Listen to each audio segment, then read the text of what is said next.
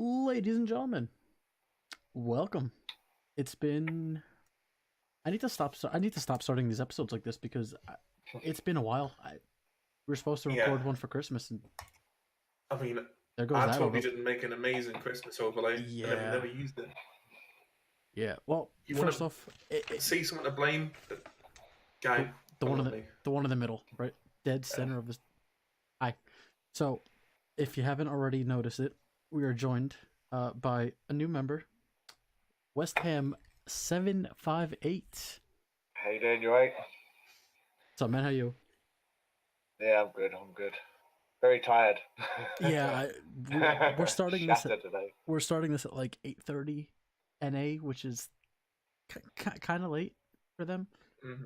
Was a Yeah. little bit, but yeah. So basically, what we're gonna do, we're gonna try to do a quick one just to get something up. Transfer window just closed about a week ago ish.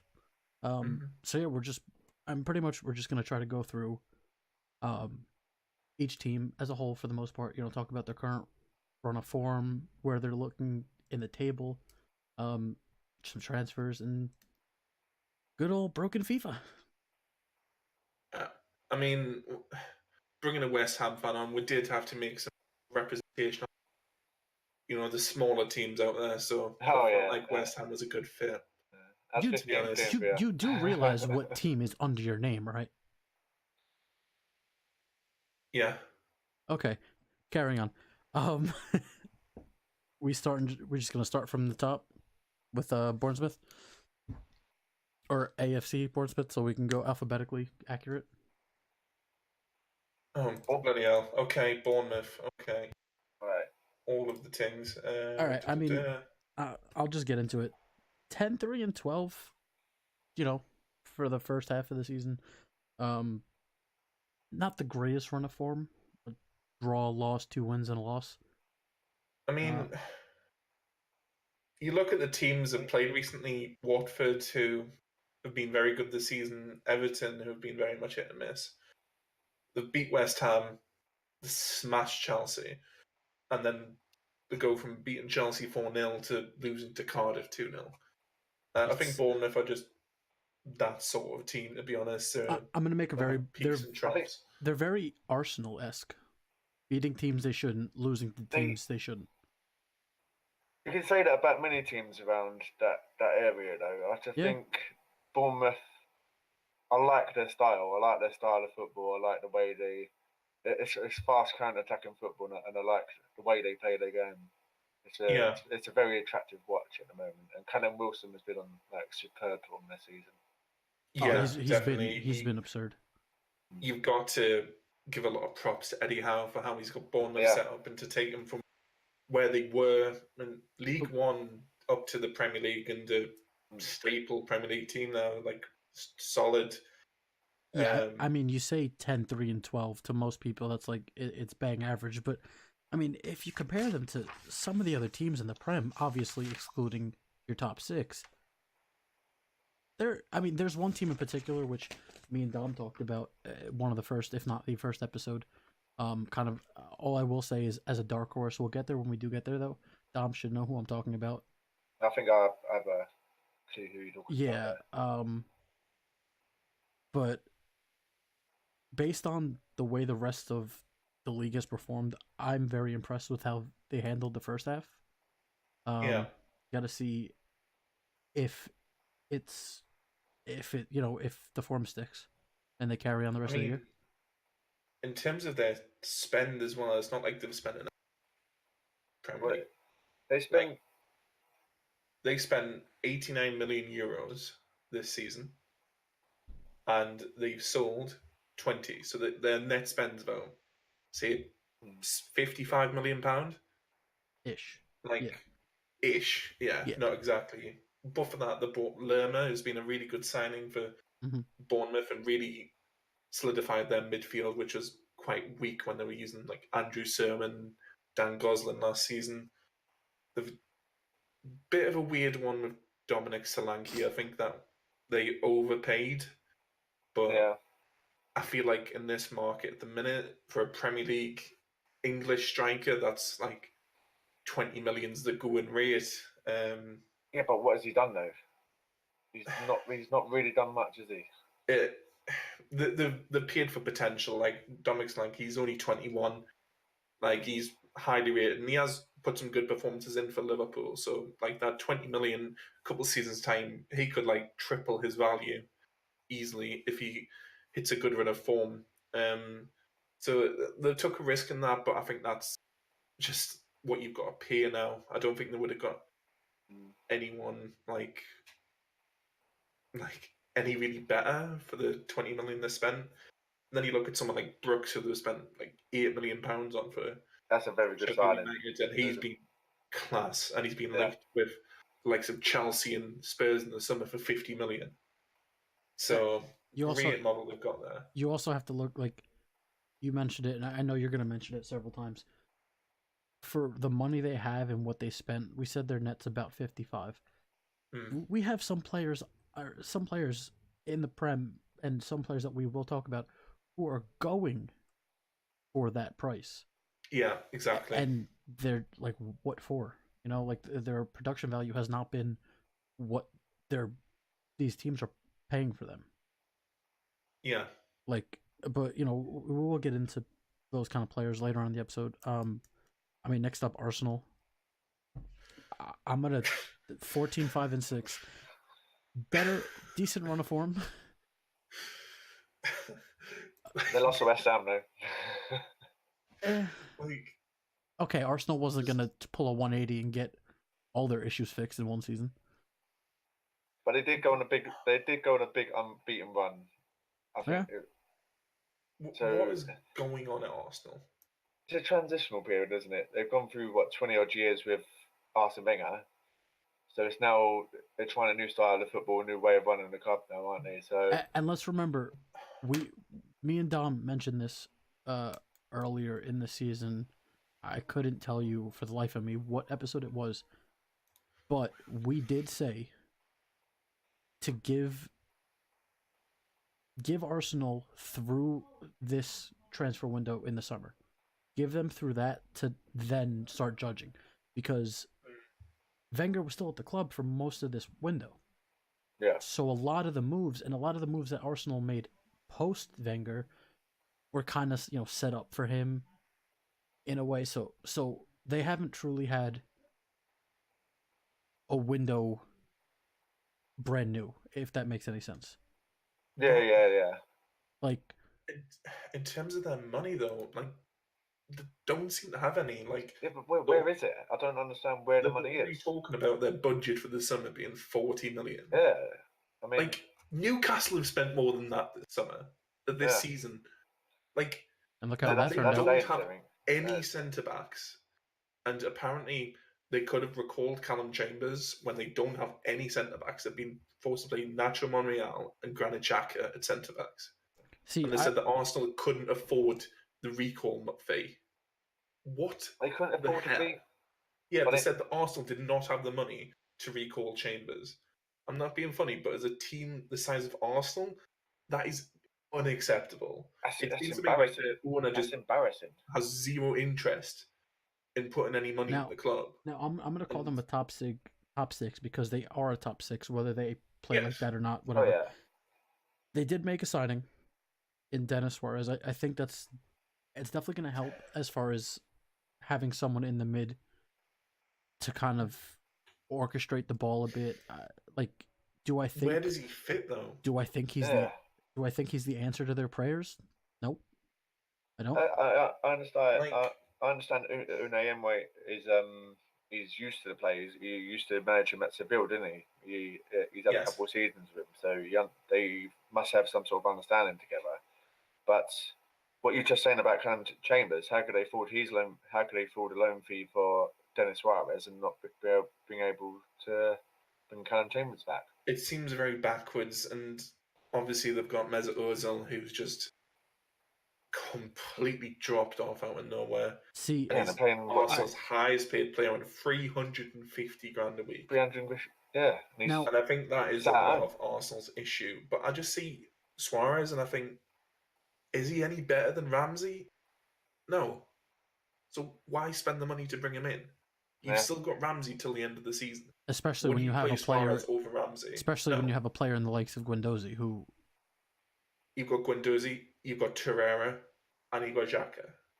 Why not spend the money you spent on Suarez and even get a centre-back on loan if you have to go down that route? See, Arsenal shouldn't have to. So, you mentioned a centre-back. I listed two things that I think...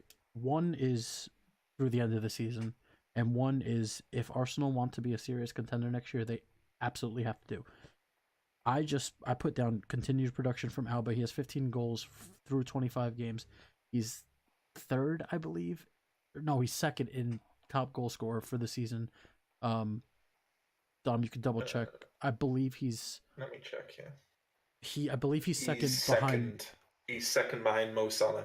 Salah's on 16 and Aubameyang's on 50. So 15 goals from 25 games. I mean, not the greatest return rate, but it's something. Now, I also have... They need to solidify their defense. If they want to... And I don't mean as a whole. They need a Varane or a Hummels-styled center back. They just need a tall, just bulky, just brick wall back. Koulibaly. A Koulibaly. I actually... Yeah. They need a Koulibaly. They need like a like some player like that. What elite level centre back is going to join Arsenal in their current sort of the word? State. Outlook, sort of style that they want to go for. I mean, you're not going to get. Also need you're not going to get. But that's the thing. You can't put it all into your center back because realistically, who do they have at left back? Like, yeah, right back they have Bellerin. I mean, they've got Kolasinac and Nacho Monreal. Yeah, but really, what Arsenal are trying to do, they're trying to contend for titles, plural, several titles. You're not going to do that with the likes of... miles away from you're not going to do... You're not going to do that with the likes of... 500 million worth of investment if they want to get... You're not going to do that with the likes of... You're not going to do that with the likes of Nacho Monreal and Kolasinac, like... The issue is as well, in Arsenal's sort of workings in recent years, they keep letting their best players go on free transfers. Yeah. They do. Fabregas, Nasri, Ramsey, Van Persie, all left for nothing. They were lucky in that they got something for Alexis Sanchez. Man U could have just waited till the end of the season and got him for nothing. And look how well that worked out for Man City or Man United rather. Yeah, I bet Alexis Sanchez wish he'd stayed at Arsenal now because his showing at Manchester United's been a shit show. But get into that. We'll talk about that. And I just don't see how Arsenal can change anything quickly. And I think Unai Emery. You've got to give these managers time. You can't just expect a miracle over 6 months. No, definitely not. At least give them 18 months. 18 months. I will give them until Christmas this year. So this time next year. Yeah. I will give them until then. His system. He always plays either a 4-2-3-1 or a 4-3. That's wherever he's been when he was at PSG and he was. Arsenal have got two of the best strikers in Europe on their books. From Arsenal's board of directors, why bring in a manager who only plays in one striker systems when you've got two quality strikers?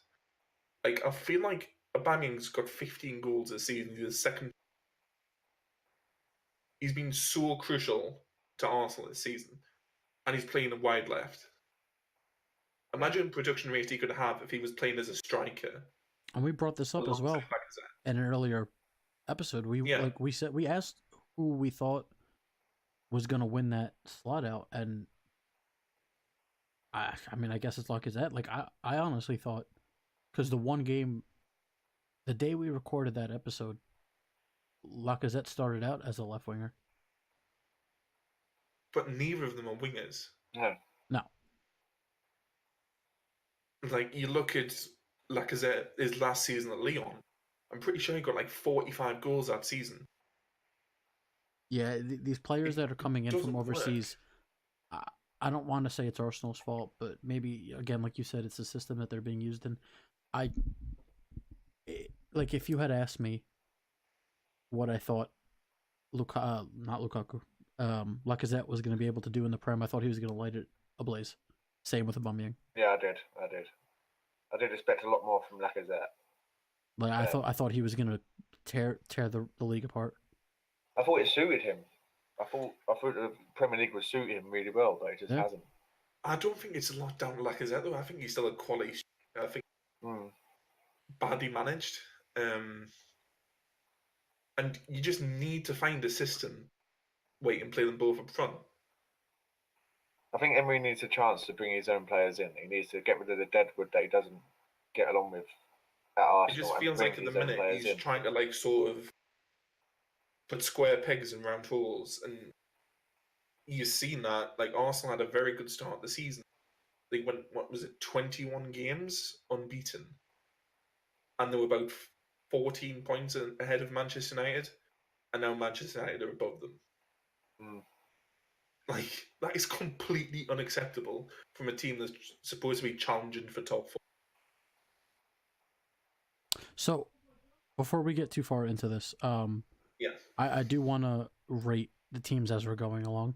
So we'll go back to Bournemouth. What, so as a whole, transfers and performance? Yeah, just how their first... I would say on transfers... Well, just one lump score. Just how they performed as a club. I'd say 6 overall, just because I feel like their transfers let them down. Okay. In spending so much on Solanke. Yeah. I would say if they hadn't spent that money on Solanke, I would have given them a better win. What about you? I would say I'm going to give 2 rankings here, because I say performance-wise, I reckon they're about a 7. But transfer-wise, 4 or 5, I'm just not really impressed with any of their transfers. I think they spent too much money. I think it might be better just to do 2 separate ratings.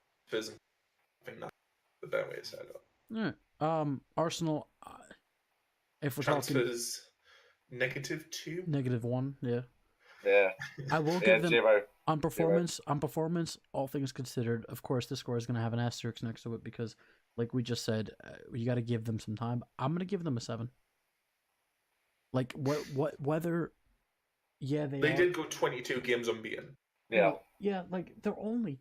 You have to look at it in the fact that they're a bit off the top spot. Give them that, but they had a very impressive run of form. So yeah, I'd agree with the 7 for performance. Yeah, I agree with that as well. They're going through a sticky patch at the moment, but every team does. Yeah, every team does. Exactly. Let's not talk about that. Being an Inter fan, God, I hope Spalletti gets hit by a truck. But yeah, like we're gonna record another one, obviously, once the season ends and transfer window opens back up. So we will probably talk about this then, but honestly, for me, I really would like to see Arsenal bring in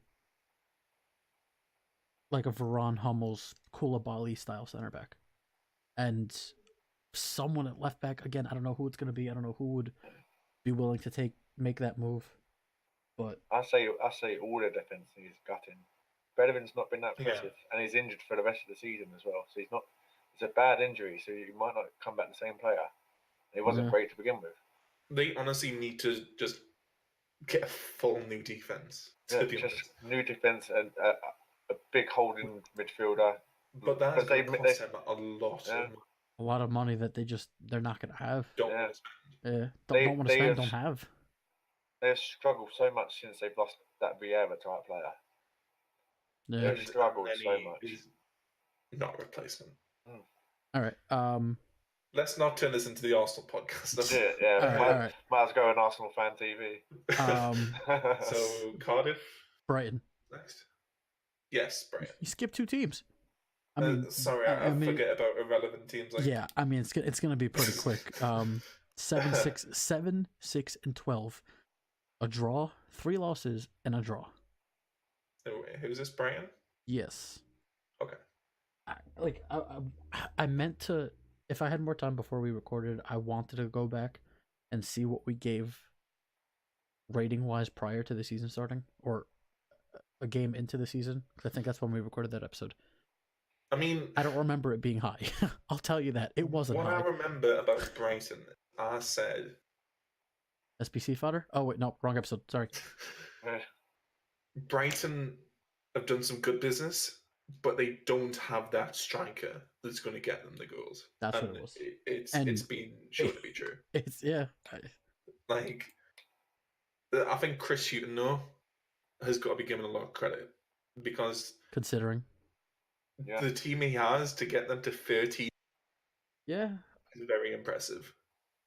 Because when you look at Brighton's team, no one jumps out at you. Yeah, there's no Shane one. Duffy, Solly March, Donk, Glenn Murray. There's no one that you see in that team you think, oh yeah, I'll have them at West Ham, I'll have them at Newcastle. Yeah. We don't want any of them. Maybe Aaron Moyer, he's probably their best player, but I think even he's gone off the radar this year. But that's Huddersfield. Oh, that's Huddersfield. My bad. Yeah. Like, you look at even their key players. Someone like done nothing this season. 1 goal and 4 assists in 20 games is not really good enough. For someone who's supposed to be their main creative player. Pascal Gross, who is incredible for Brighton last season, has fell off. A bit of a second season syndrome with him as well. 2 goals and 2 assists in 18 games, but they need to pray to everyone that they don't lose Glenn Murray. Because if they keep Glenn Murray fit till the end of the season, they'll stay up. No doubt. 25 appearances, starts and subs, 10 goals. For a striker that's 35 years old? But I think Brighton will be safe. Yeah, I think I've got no there's a lot worse teams in the league than unless Brighton. They have a major injury crisis, I think they'll be fine. Do you remember, Dom? Do you remember who we pegged for bottom 3? My bottom 3, I have the. We had them very similar. They were very similar, weren't they? Yes. I think we had 2 out of 3. I mean, while he looks that up, performance. I mean, all of these are going to be with asterisks because obviously it's so many different scenarios and variables to go into it. But I mean, 7, 6, and 12 is still going to be 7, 6, and 12 at the end of the day. Yeah, but what more are you expecting from Brighton?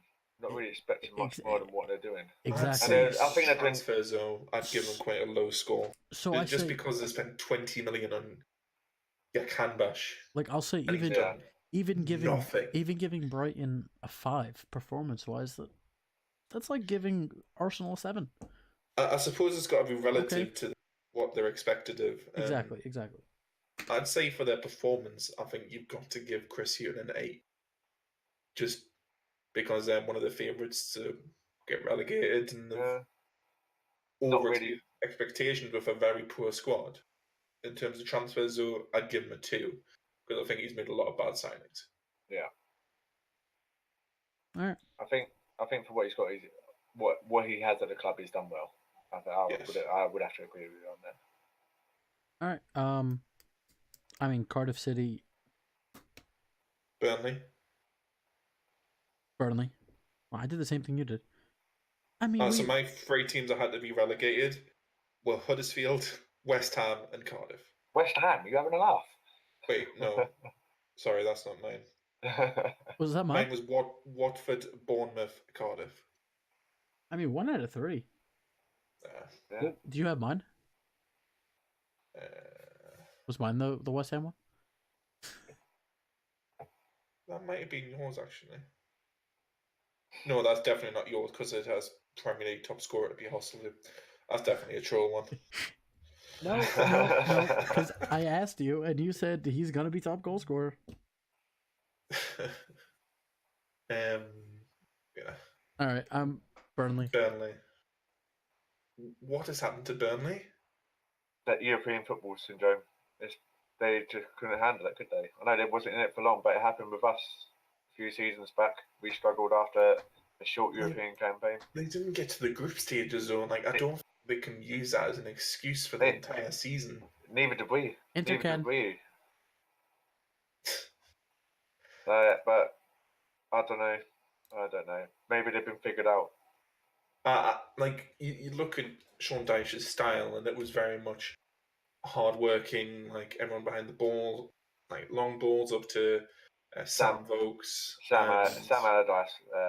Yeah, pretty much. And I think you could be right. Just being sort of found out. I think Nick Pope kept him in a lot of games that season as well. Came out of nowhere and performed incredibly for them.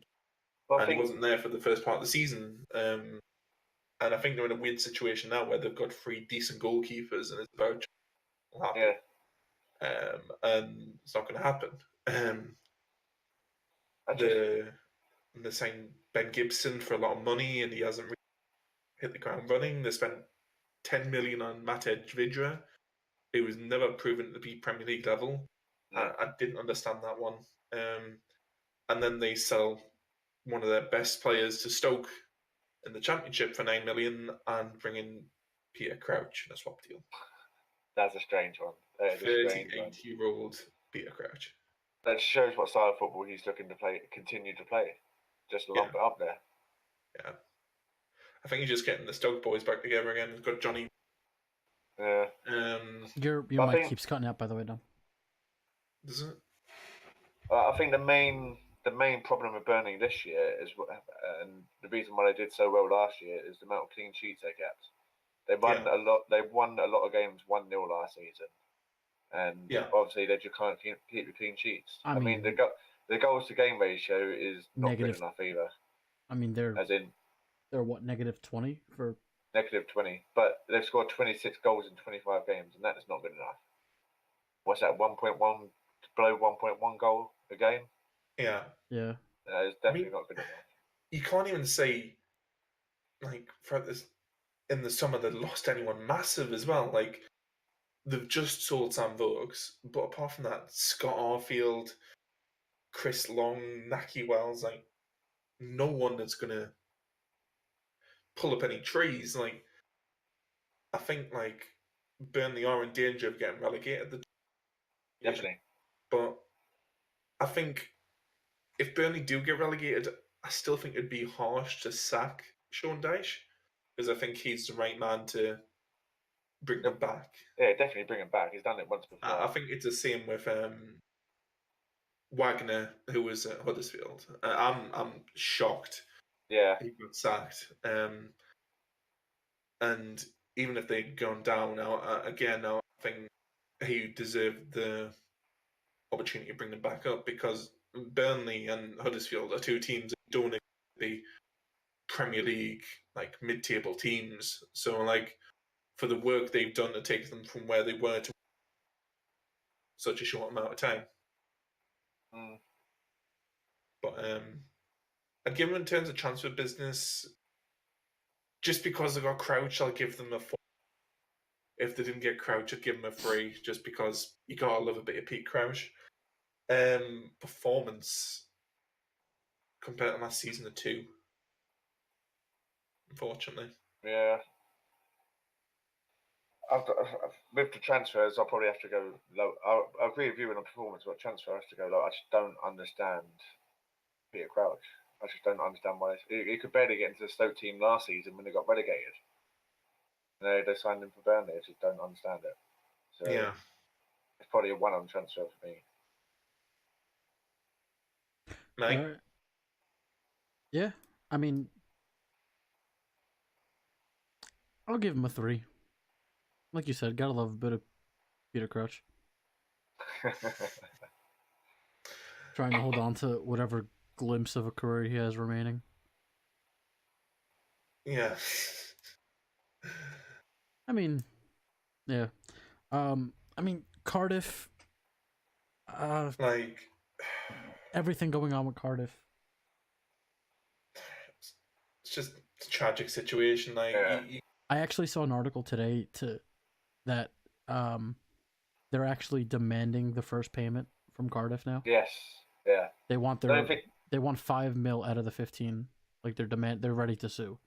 Don't get me wrong. I think they're in the right to ask for that money, but I mean, to do it this soon is a bit wrong. To do like, it's not even buried yet. They just found the plane, not even a week ago. Yeah. Like, from what I've heard, don't want to get too much into this, but apparently Cardiff have got insurance in the case of a player's death to £16 million, but apparently that's not going to cover the whole deal. Well, the deal was meant to be for 15, wasn't it? But you've got stuff like contracts and stuff as well that will have to be dealt with, because obviously you'd signed a long-term contract with Cardiff. Yeah. And it's not a nice situation for anyone. No. Neil Warnock even said last week, like, it was the toughest week of his managerial career, and he did think about retiring after it. It was good to see Cardiff's response against Bournemouth. I think that was always going to happen. Yeah. I mean, I wouldn't want to have been the team played Cardiff in their first home game, because I think it was much a guaranteed block. Yeah, pretty much. I think just the passion, the players that could have been. As interesting as it would have been, funny enough that you say almost anyone. As interesting as the game would have been to see Cardiff at home, the first game after, against the likes of a top 6 team, I'm happy it wasn't, just because the last thing you want is to get battered again at Man City and lose 6-0. Yeah. I mean, again, who's to say, but everything I've seen online over the past 2 weeks of fans, there was one that was like, I saw a banner, it was like, "We've never met you, but we will miss you." Like, it's insane. It really is. It's a fucked situation. Yeah. But I mean, it's just. I mean, it's just for transfers. These things in life, isn't it? For transfers, there's not much you can say. For performance, again, it's Cardiff. There's not much to say. For heart, I'm gonna give them a 20. Like, for grit, determination. As long as it doesn't cost Newcastle and getting relegated. If they stayed up, like, yeah, I'd be happy for them. Yeah, to be honest. In terms of the transfers they brought in, let's not talk about Salah. Josh Murphy, he's been okay so far this season. He's been one of them attacking threats with not much return, I would say, though. Like, 20 games, 3 goals, no assists. Do you know where that's been good for him this year? He has. Junior Hoylett's one of these weird players, though, isn't it? Like, out of nowhere, he'll go to some random league for years and then come back. Yeah. I remember when he was at Blackburn, and everyone wanted him. I think Newcastle put like a £15 million bid for him at the time. You just look at some of the money that's spent now, and you think, like, Bobby Reid, they spent up to £14 million on him. Could they have maybe got someone a bit better for that price? It's Premier League proven, someone like a Charlie Austin or someone like that. Like, I suppose with Cardiff, they've only got so much money to spend. It's going to be tough for them to stay up this season. Like, I've seen them live this season, and they just look poor. They're one of the worst teams I've seen live this season. But again, we're not talking about a Man City or Chelsea or no, but even in terms of quality, it's like Newcastle. No, Cardiff made Newcastle look like they were Real Madrid. Like, they were really bad. They just lacked quality. Cardiff are doing exactly what you would have expected of them at the beginning of the season. Like, this is a team who were mid-table championship and just had a ridiculous run of form last season and managed to get themselves promoted. Yeah. And you just look at it, it's like, this Umani As, Lee Tomlin going to get them the goals? I doubt it. I do think Cardiff will get relegated this season. Like in terms of, I mean, I think most people would have. I think most people would have them in their bottom 3 relegation zone. In terms of performance, it's as expected. Like for them not to be like in Huddersfield's position on 11 points. Yeah. I'd give them a 5 just because they're still in with a chance of staying up. I agree with that. I'll give them a 5 because it's what everyone expected them. They're doing exactly what everyone expected. Yeah. I mean, if you look at from, we'll go from where Brighton is to where Cardiff is. It's all within a 1-game margin for the most part. Oh, it's very close. I mean, I'll give them a 5 or 6 just because they're still within a fighting chance. In terms of transfers, I don't want to rate it because I don't think it's fair. It's not. It's good that they spent the money that they showed that they're willing to. They showed the ambition to go out and spend that money. Yeah. So for that, I'll give them a 5 or 6. I don't want to give them a rating for transfers. All right, so this is going to be one of the big boys, Chelsea. Decent. Chelsea. They're not, they're probably not what people expected with Maurizio Sarri coming in. I mean, 15-5-5. What I'm more interested in is Chelsea next year. Not to write Chelsea off or anything, but they're probably not doing much for the rest of the season. No, I said this to you at the beginning of the season during Premier League preview. Chelsea didn't get the striker they needed to go into the Premier League season with Morata and Giroud is your 2 main strikers is completely irresponsible. Yeah. You sent Batshuayi out on loan, who got 10 goals in 12 games for Dortmund. Oh, he was playing inspired form. And I just don't get it. I just don't get the setup. Apparently, he doesn't want to put more money into Chelsea. He's just sort of letting it run itself a bit more now. He doesn't want to spend more money on it, it's his prerogative. It's his money.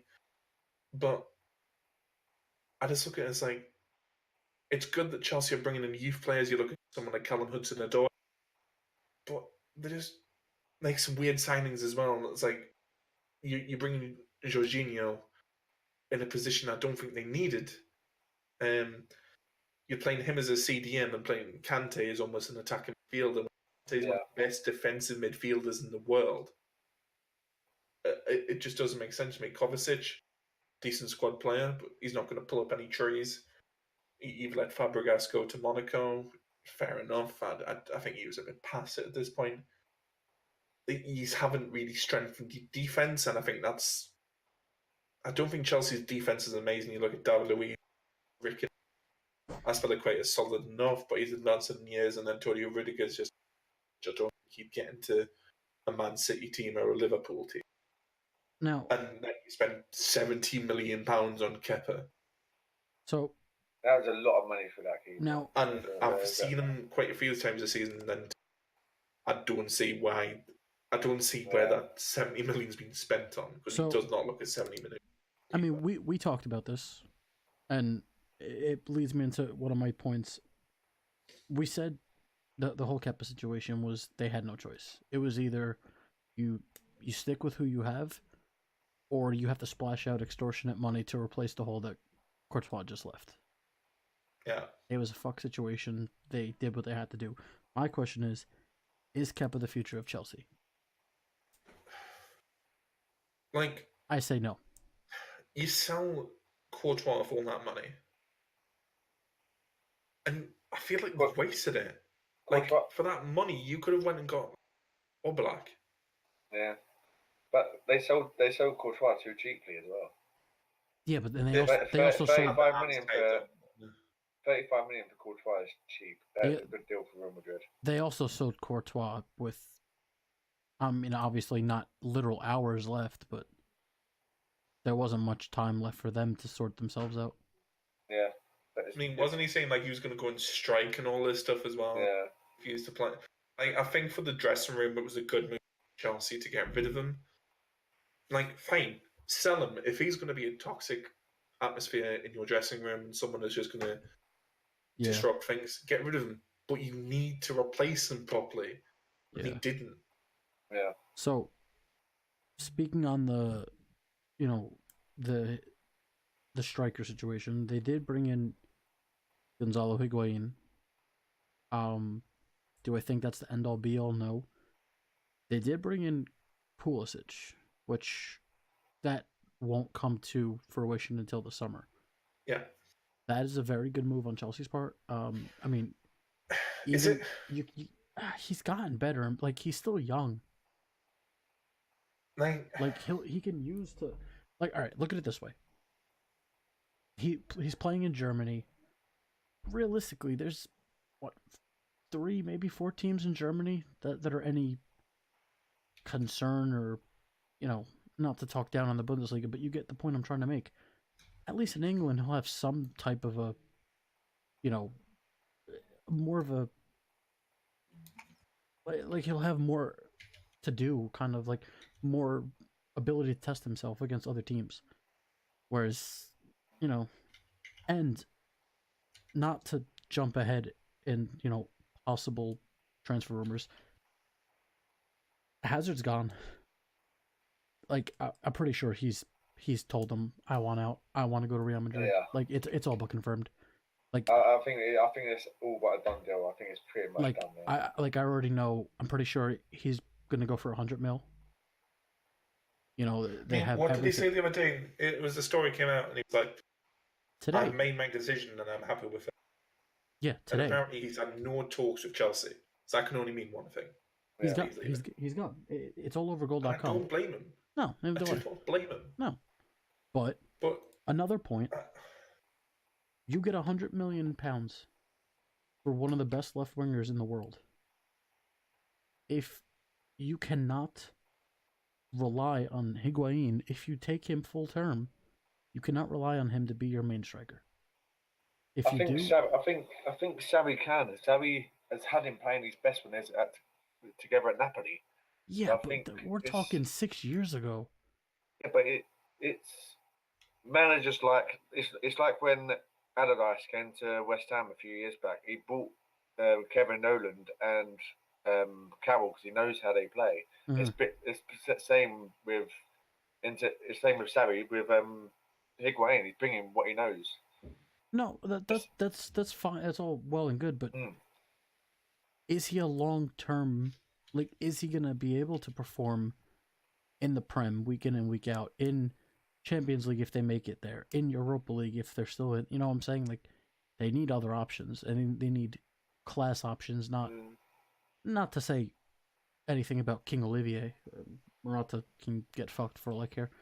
But you get the point I'm trying to make. Like, yeah, I think as far as, I mean, I don't want to focus too much on their past transfers because we have already done that. As far as Pulisic, I'm gonna count that obviously because he was brought in January, whether they have him right now or not. And the addition of it's gonna hurt me to say this a little bit, but solid class striker. I'm gonna give them an 8. So, Pulisic this season, he's made 13 appearances for Borussia Dortmund. He's got 1 goal and 2 assists. Is that a £57 million player? Not for me, in my eyes. Yeah, no. I think they've done well getting Higuain. It showed on his debut. He's got 2 goals the other day. He had a good game. I'm more impressed with that signing over because they needed a striker. They got a striker. Even if it's just for 6 months and then they buy a proper striker in the summer. Yeah. Pulisic, I'm not overly impressed with. Too much money for an unproven player, in my opinion. I'm gonna give him the benefit here. Comparing him to Chelsea's, if he's an assist contribution. like there was this talk as well of Willian going to PSG on deadline day. Yeah. And PSG bid 50 million for Willian. And then you've got the situation with Hudson-Odoi, who Bayern, and in that week as well, Hudson-Odoi isn't involved in the squad for a cup game. And Sarri comes out and says, I have 4 wingers, and one of them has to get left out.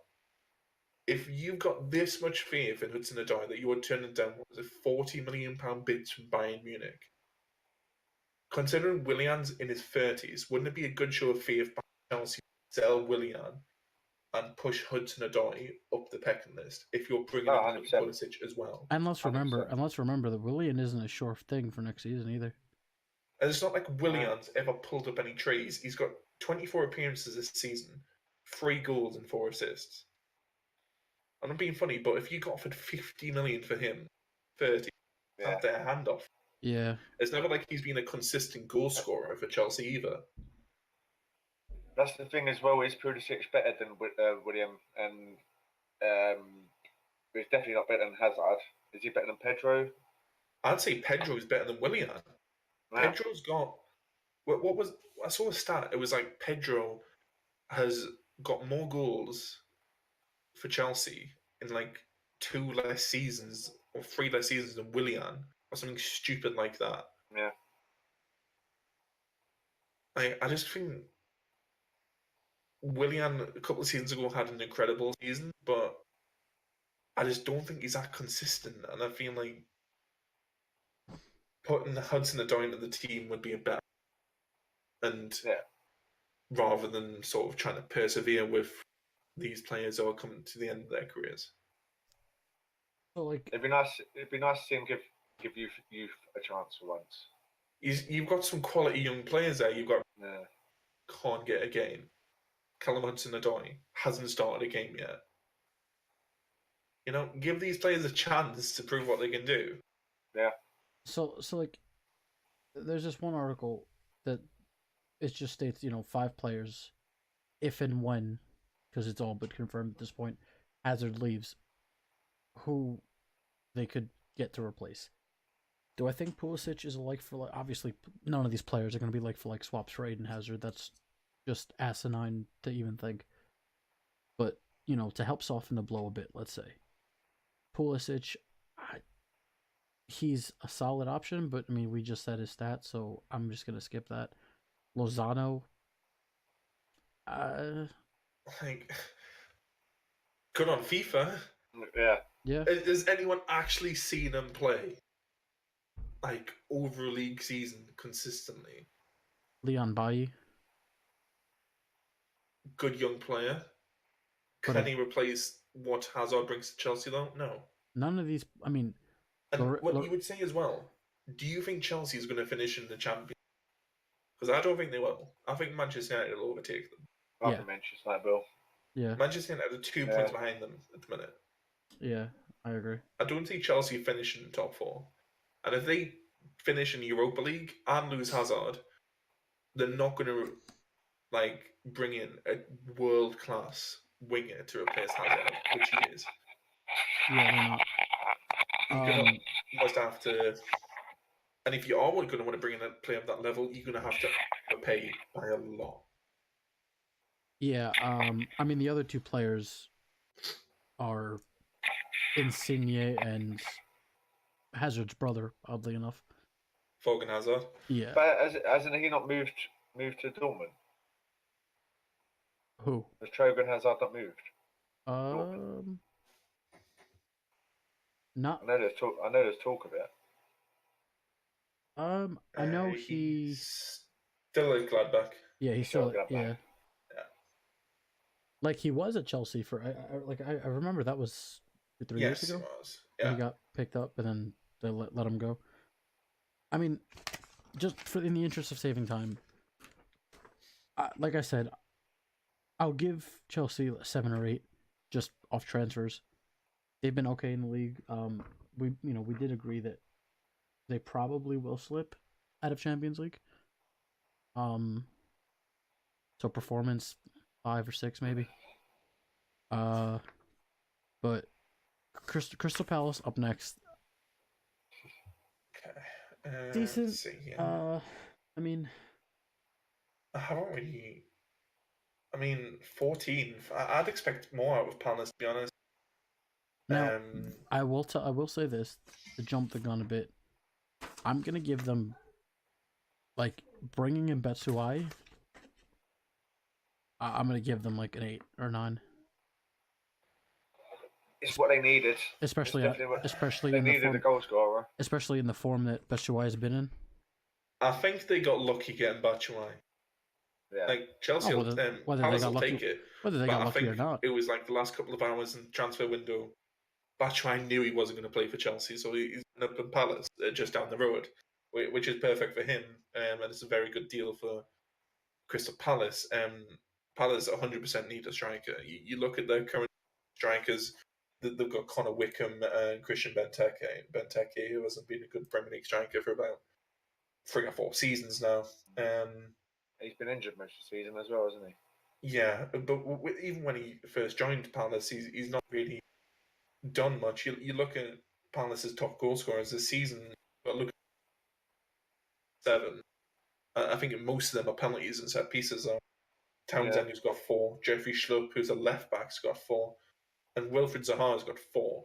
This is a player that Palace turned down a £70 million bid for in the summer. Who's Zaha? Yeah.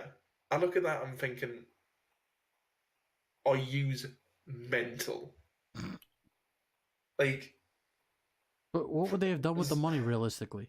But Zaha's very much a player that's in fits start. He'll have games where he's absolutely incredible, and then he'll be crap for the next 5-6 games. He's very much a Ben Arfa type of player. So you think they should have taken the money and run? I would 100% taken the money. Like, he had a good. I feel like for that amount of money, you could have definitely reinvested 3-4 players to completely transform your attacking lineup. Like, they'd only buy him back in a couple of seasons, anyway. That's true. Yeah. I mean, only because we're closing in an hour, I'm gonna start lumping teams together. Everton we can do by themselves. But I mean, it's honestly like I hate to say smaller teams.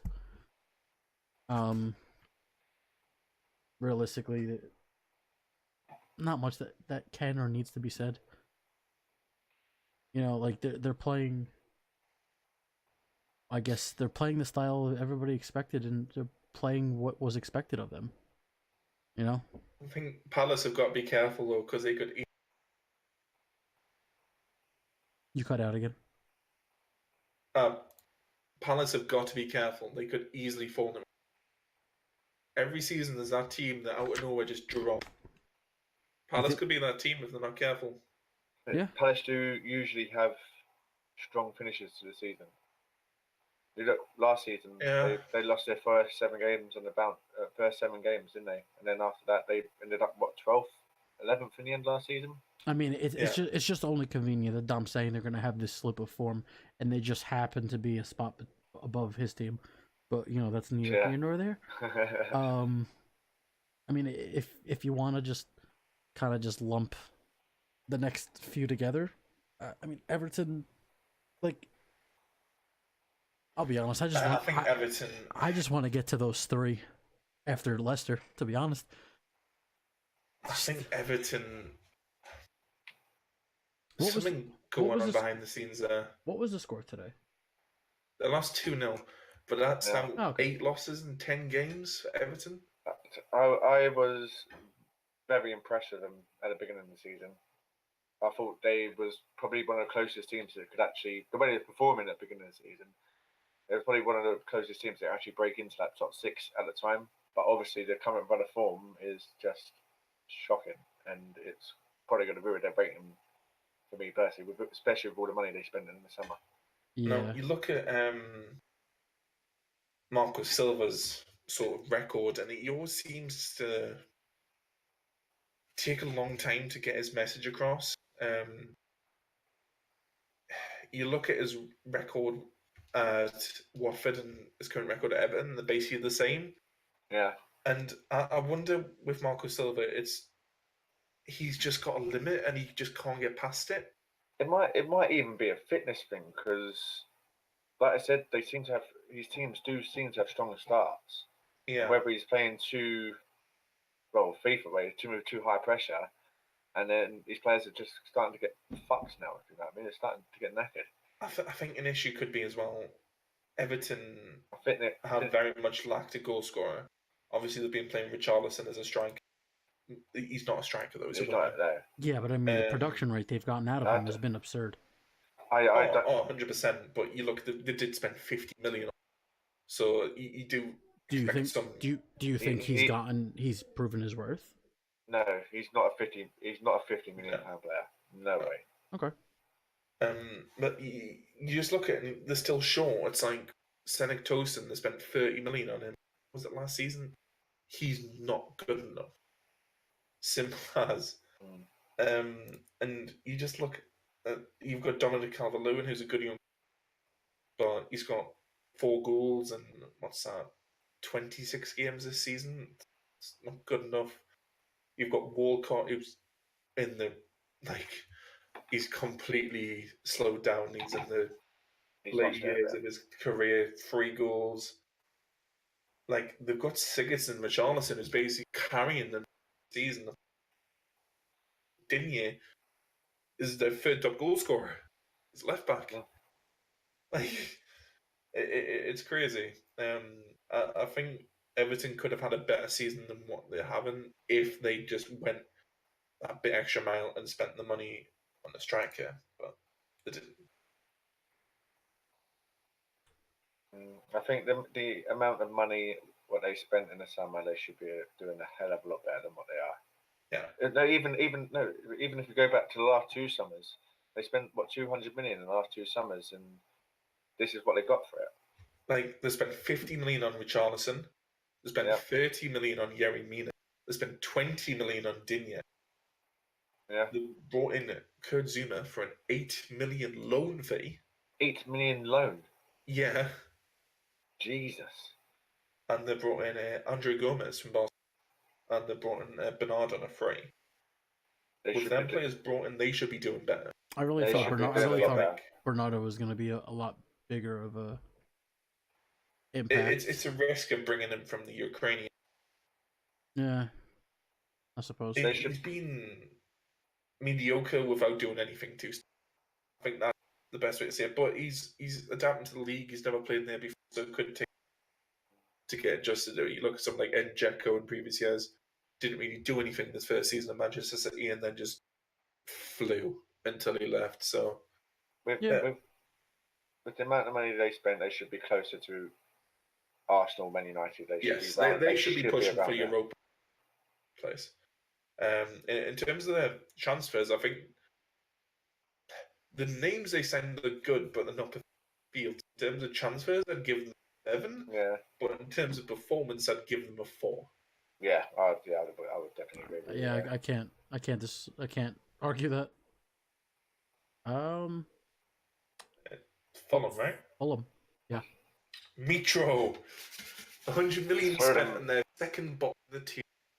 Yeah. Unlucky. I mean, say what you want. He's been banging for me in fantasy. I'm just saying, I've been clear top of the table since I picked him up. That's all I'm saying. I don't understand Fulham as a club. They go out and spend so much money on attacking players, but don't spend anything in defence. They bring in Jean-Michel Seri for 30 million. They bring in Zambo Agasa, another mid 25. Mitrovic for 20 million.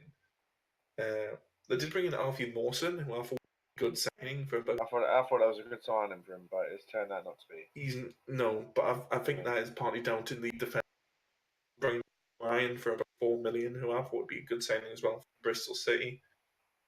They brought in 2.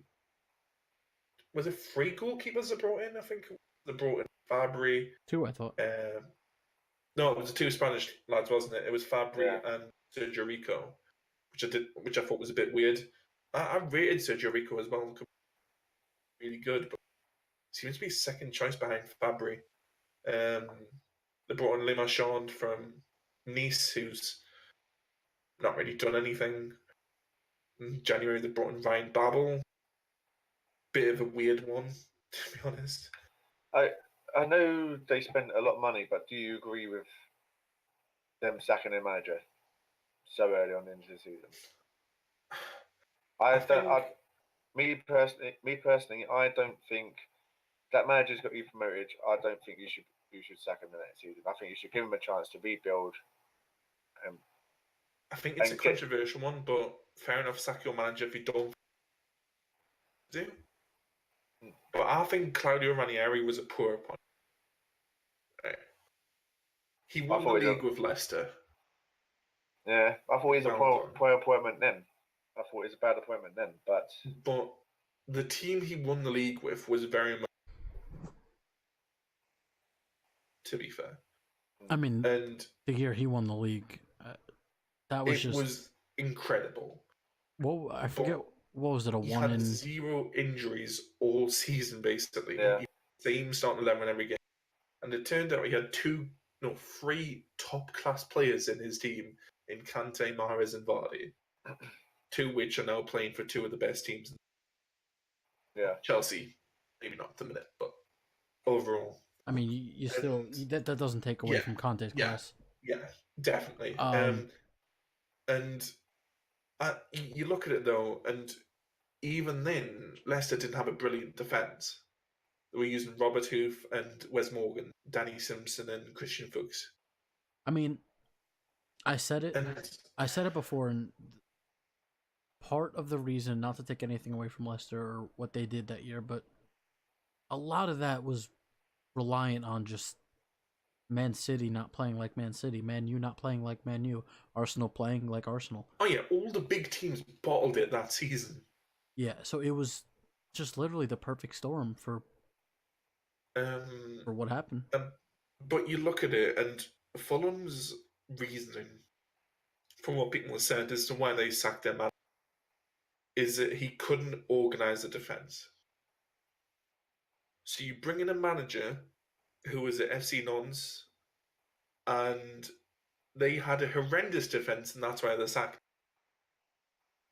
So you bring him in, and even with all their investment, yeah, but they said the defence is still crap. But they said he couldn't organise a defence, but they did nothing. They didn't fortify their defence at all, transfer-wise.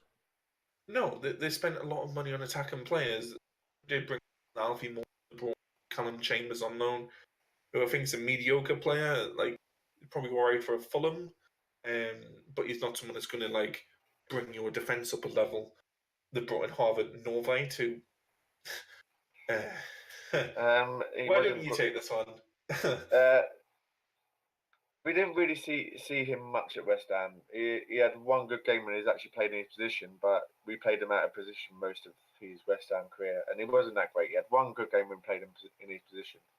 So but he's more of a holding midfielder. He's not a centre back. He's not a right back, and that's where we played him: centre back and right back. If they play him in his right position, then he should be alright for him. Let's put it this way, though: if he was that good, would Hoffenheim send him out on loan to Fulham? Oh no. Would we have sold it? Would we have sold him back to them?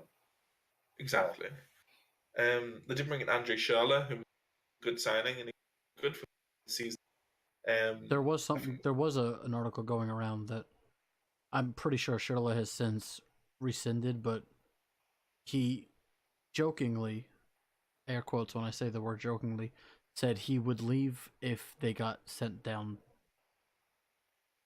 to the championship. Oh, Andre Schürrle's not going to play the champion. Too good. I wouldn't blame him. But I mean, that type of attitude, joking or not, is not what Fulham need at the moment. Yeah, you don't need that type of news. No, you don't come out and say that in the public. Even if you're thinking that you act as professional to the end.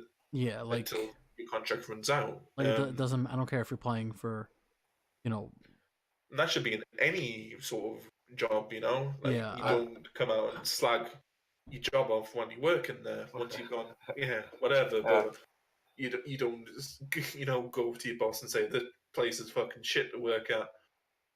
No, you don't. That's completely unacceptable. And if Schürrle did say that, then you want an attitude check, to be honest, and that's a bit worrying. Yeah, I mean, if that's the sort of stuff coming out of the Fulham dressing room. Yeah, I mean, again, you're playing for Fulham. It's not like you're playing for a mid-table team. There's a reason you went from Chelsea to Dortmund to Fulham. There's a reason you're there, because you're not good enough to play at that level. He is a World Cup winner, though. Okay. World Cup winner by association. Who else? They brought in Team Forza who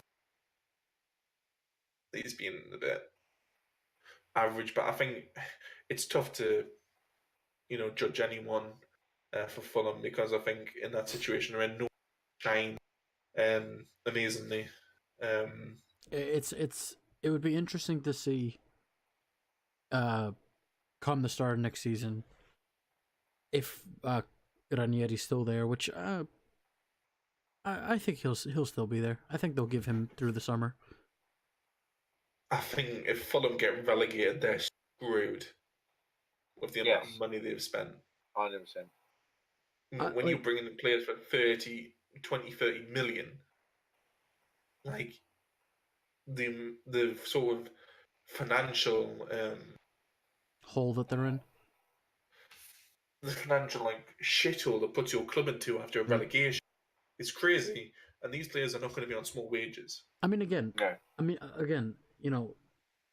they are second from the bottom, but they are in a position where they are still within a game or two. Whether they get it is a whole nother story, but that's the thing. They're still in touching difference. Do you see them putting a run of form together though? I don't. No. They're what, about 3 wins out away from getting out of it currently. They've only got 4 wins all season. They've got the worst defence in the league.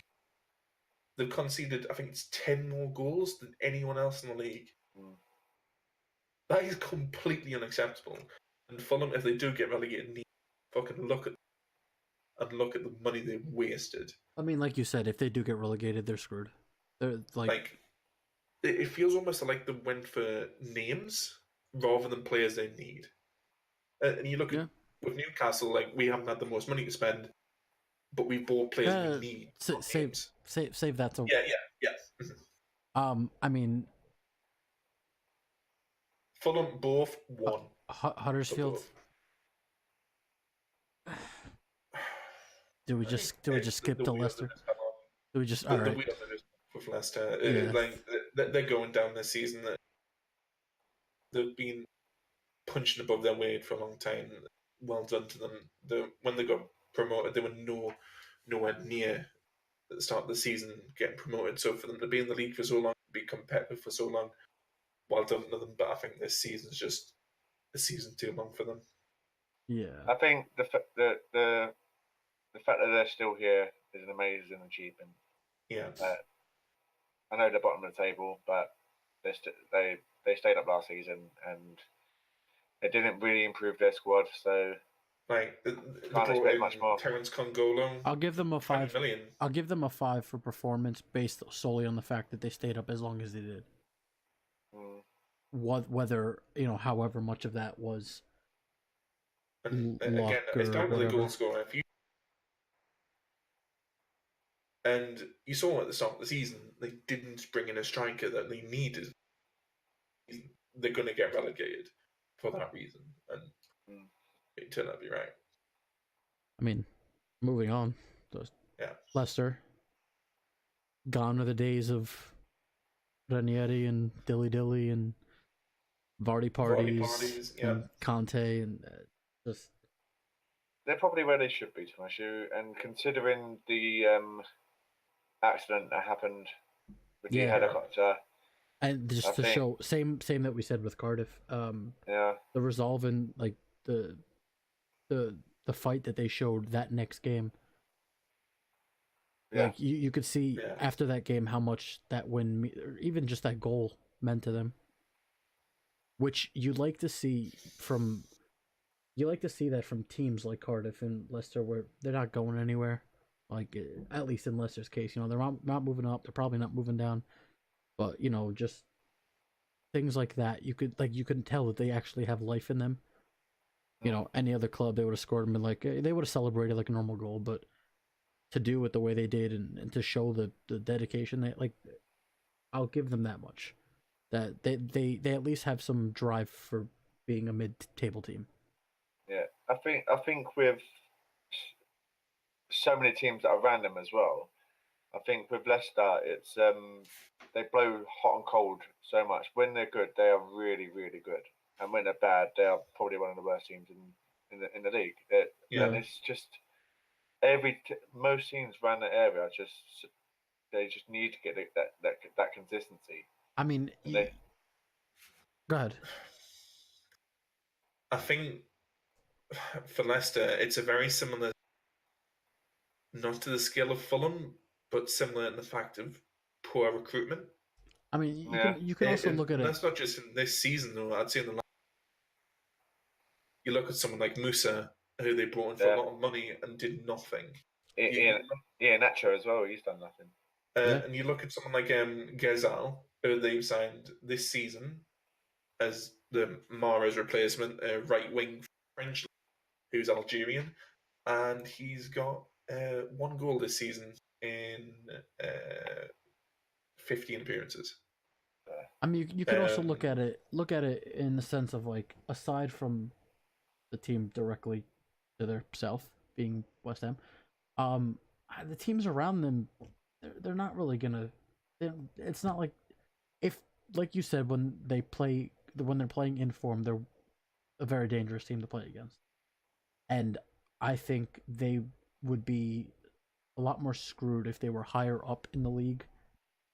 Mainly in that 7, 8, 9 area where Wolves, Watford, and Everton are.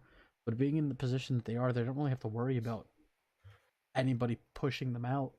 You know what I'm saying? Like, the only thing that worries me with Leicester is how frighteningly reliant they are on Jamie Vardy.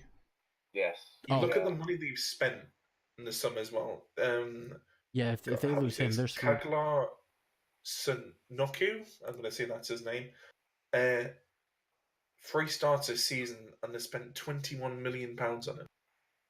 If they look at Benkovic, they bought him for $15 million and instant loan. Danny Ward, they paid $12 million for as a backup goalkeeper when they had Kasper Schmeichel. Like, their only decent bits of business, I think, with James Maddison, who's turned out to be really good for them. James Maddison is a really good sign. Ricardo Pereira has been decent. Oh, he's been more than decent. Ben Chilwell has been good at the back as well. Not talking about signings, but Ben Chilwell was having a season. I just think there's so much wasted money there, and I feel like you get the right. Spent the Mahrez money and they wasted it. I think you get the right. You get the right manager in there with saying if they can manage to keep, I'll say 90% of their current staff. It's an aging squad though as well. Get yourself Vardy's 32. You get yourself a striker that not so much replaces Vardy. He's he is a staple. He is Leicester, but you got to get yourself a replacement / They've tried to get back up for Vardy in recent years with $50 million on strikers, and they've all been crap. Yeah. You got to get you need a situation kind of like Seri with Higuain. You got to get a manager in there that knows a striker, knows how to utilize a striker, get the best out of him. Yeah. And I feel like you got to go from there. I'm not 100% if Leicester work under a director model or whoever there runs their recruitment, but it needs to be looked at because they've wasted a lot of money in recent times on players that just haven't worked out. I think they need to go a different direction in terms of transfers. I'm going to make a bold prediction. I think Leicester, maybe not so much, will have the most splashy. Well, they probably won't splash the most amount of money this summer. Maybe, maybe not have the best transfer window. I'm not saying we're going to give them, a 9 out of 10 when the end of next August rolls around. I think Leicester are going to surprise some people in the summer with. I just have a feeling they're going to make some smart moves. I'll give them the benefit. They need to. Yeah. They need to turn around the squad. They do need to turn around the squad. a lot of Asian players. You look at Wes Morgan, 30. Yeah. Jamie Vardy, 32. Like Shinji Okazaki, 32.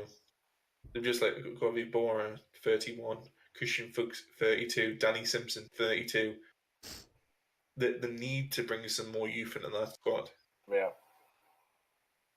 And like I said, the scary line on Jamie Vardy got 7 goals, and then James Madison's got 5, and then everyone just like else is 2 and 1. Ian Atcher's got 1 goal in 23 appearances. That's not good enough for the amount of money they spent on him. They are straight up fucked if they lose Vardy. Yeah. I mean, Liverpool. In terms of transfers for Madison, okay, you want to? Evans, I'd give them a 6 just because they wasted a lot of money on other players. And in terms of performance, I'd give them a 6 as well because they're about where you would expect them to be. Yeah, I'd give them like a 4 or 5, just because they are having an average season, what you would expect. I think 5-5. I think again they're doing what's expected of them. To be honest with you. Now onto a team that's another team that's having an average season, Liverpool. Oh, so average. I mean, fair play. Klopp for president. I would vote for Jurgen Klopp if he ran for president. I like Jurgen Klopp. I lost a bit of respect for him the other day at the West Ham game, but I really like Liverpool this year. I really like Liverpool they're playing. They're they're scary, but they do it nonchalantly. Like you look at the team sheet and like they have some decent names, but they're not Man City names. You know, you don't have your Agueros and your you know, your Mahrez. You don't have the players of that caliber. Like granted, you have Salah, you have Mane, you have Fabinho, you have Firmino, Alisson, you know, but I mean Van Dijk. Like, they don't have the most ridiculous midfield compared to top tier teams. Exactly. But god damn, do they know how to use the players they have? Yeah. Oh my god. They've got a good work ethic. I said before the season started, I've got a feeling Liverpool 6 pack. Yeah, I think they've got a momentum this season that I think it'll take them through. Now, I jotted down a few notes for Liverpool. For the most part, I think they kind of go hand in hand. If you're Jurgen Klopp, like side point, would you rather win the league or make a deep run into Champions League again? Liverpool, it has to be the league this season. For Liverpool, it's all about the league, and it's been about the league for the last 20 years. Okay, so that's all they want. I wrote, like I said, I wrote down 2 points, and they both basically are into the same category. Don't let the pressure of being top of the table sink the ship, and they need to focus domestically, and they need to let Europe sort itself out. They need, like you just said it. They've been all about the league for 20 plus some odd years. They need to. They're not chasing. They need to, and they mind you they what, drew yesterday, 2 days ago, whatever it was. Yeah, and I think that's going to be a blatant part of the process to the season. Though, like I think between Man City and drop points down to just mental pressure, having that on you all the time, though, so closely against the other team. I think it's a good thing for the league. It's not a situation like last season where we knew by Christmas who was going to win the league. The fact that this could go down to the last game of the season, that is exciting as a neutral between the two teams. Yes, 100%. And I mean, the fact that, like you said, like last year we knew by Christmas, which was just kind of boring, if you ask me.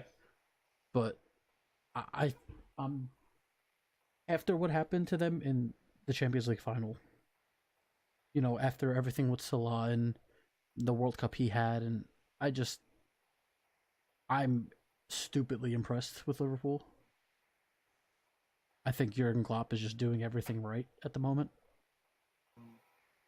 I not much else to say, one really. thing that I'd say on Jurgen Klopp's strategy as well, he's got a very particular style when it transfers. It's not like another manager where it's like, right, I'll have 3 targets. If I don't get the first target, we'll go with the second one. If we don't get the second one, go with the third. Jurgen Klopp is like, I have my target. If I don't get him, I'll wait to get him to the window. Yeah. And you've seen the fruits of that with someone like Van Dijk.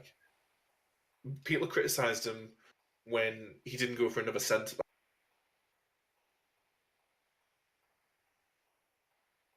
Him signing Van Dijk showed why. Van Dijk has been incredible for Liverpool and easily the best centre back they've had in their defence. He's up there, top 3 defenders in the world at the moment. He's up there. Behind, I'd say Varane and, not in any particular order. Varane and, you have to get, Ramos?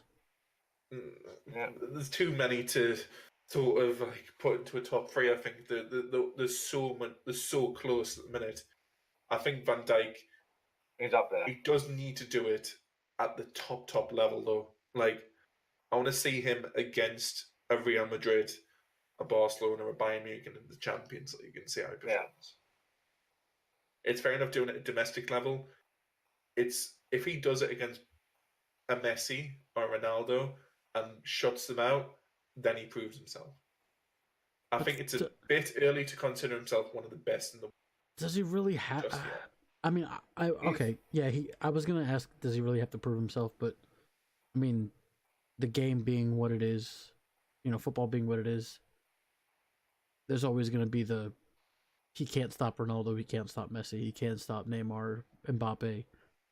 Neymar and Mbappe. You look at someone like a Rafael Varane, a Jerome Boateng, Hummel, Sergio Ramos. These are players that have done it consistently over a number of seasons at the top level. I don't think Van Dijk's there yet, but I think he will be.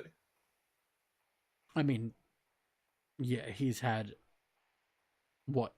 He's had... I think it's more down to the fact he just hasn't had the opportunity to show it yet, rather than not having the ability to do it. I mean, saying he hasn't had the ability to show it yet. He's had Player of the Month, the Team of the Year, and 2 uniforms? Yeah. 3 uniforms? Team of the Year was fan voted, though. Okay, fine. All right, fine. Yeah. Fine. And so take Player of the Month. Lucas won Player of the Month. Ugh. Any donkey can win Player of the Month. My God. Just hearing his voice. Well, that's fan voted as well, isn't it? The Player of the Month. Lucas doesn't have any fans. That was EA voted. So fucking prick that is Lucas. I just want to see how he does in the Champions League. Yeah. That's why I'll be interested to see how he does. I'm so excited for Champions League to start. Yeah. All right. But looking at Liverpool's transfers, Alisson being incredible.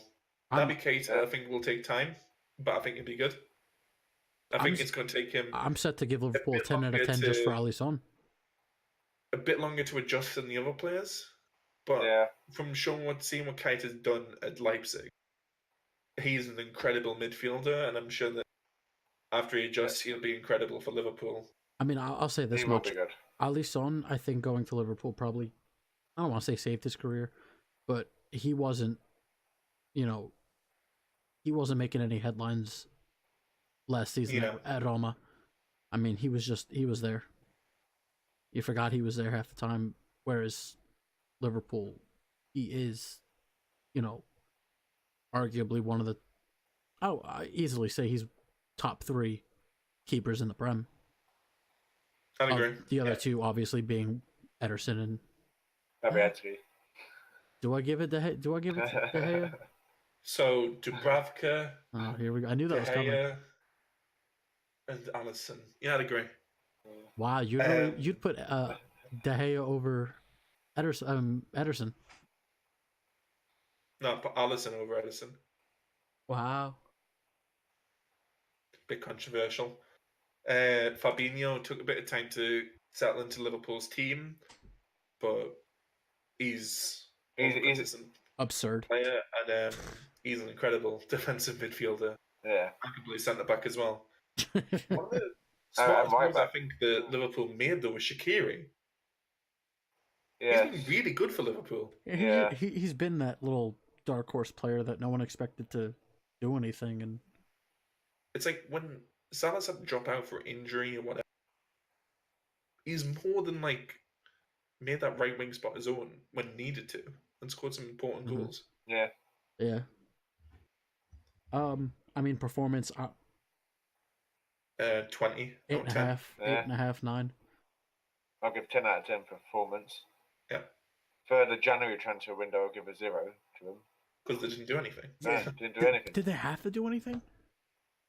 Well, with the injuries they got now, I think they've made that mistake. Yeah, they don't have a right back. I didn't understand selling Klein out.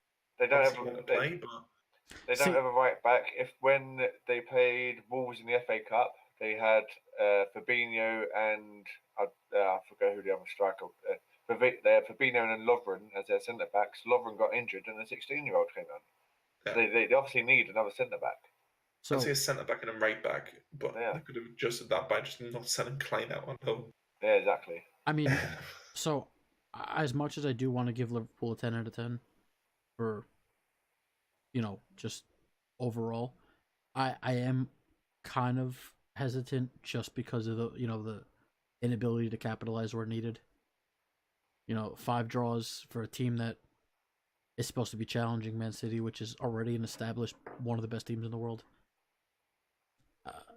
I think the draws. I'd say Man City are one of the best teams in the league.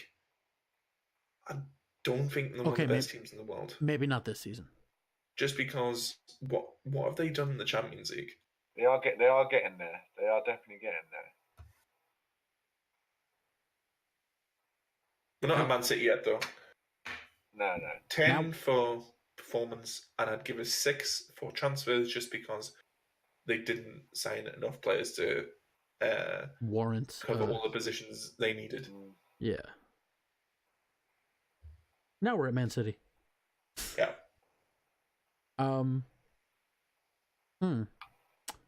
So I have, for Man City as well, I wrote down a couple points, 2 of which are kind of obvious. The last one I might get some hate on.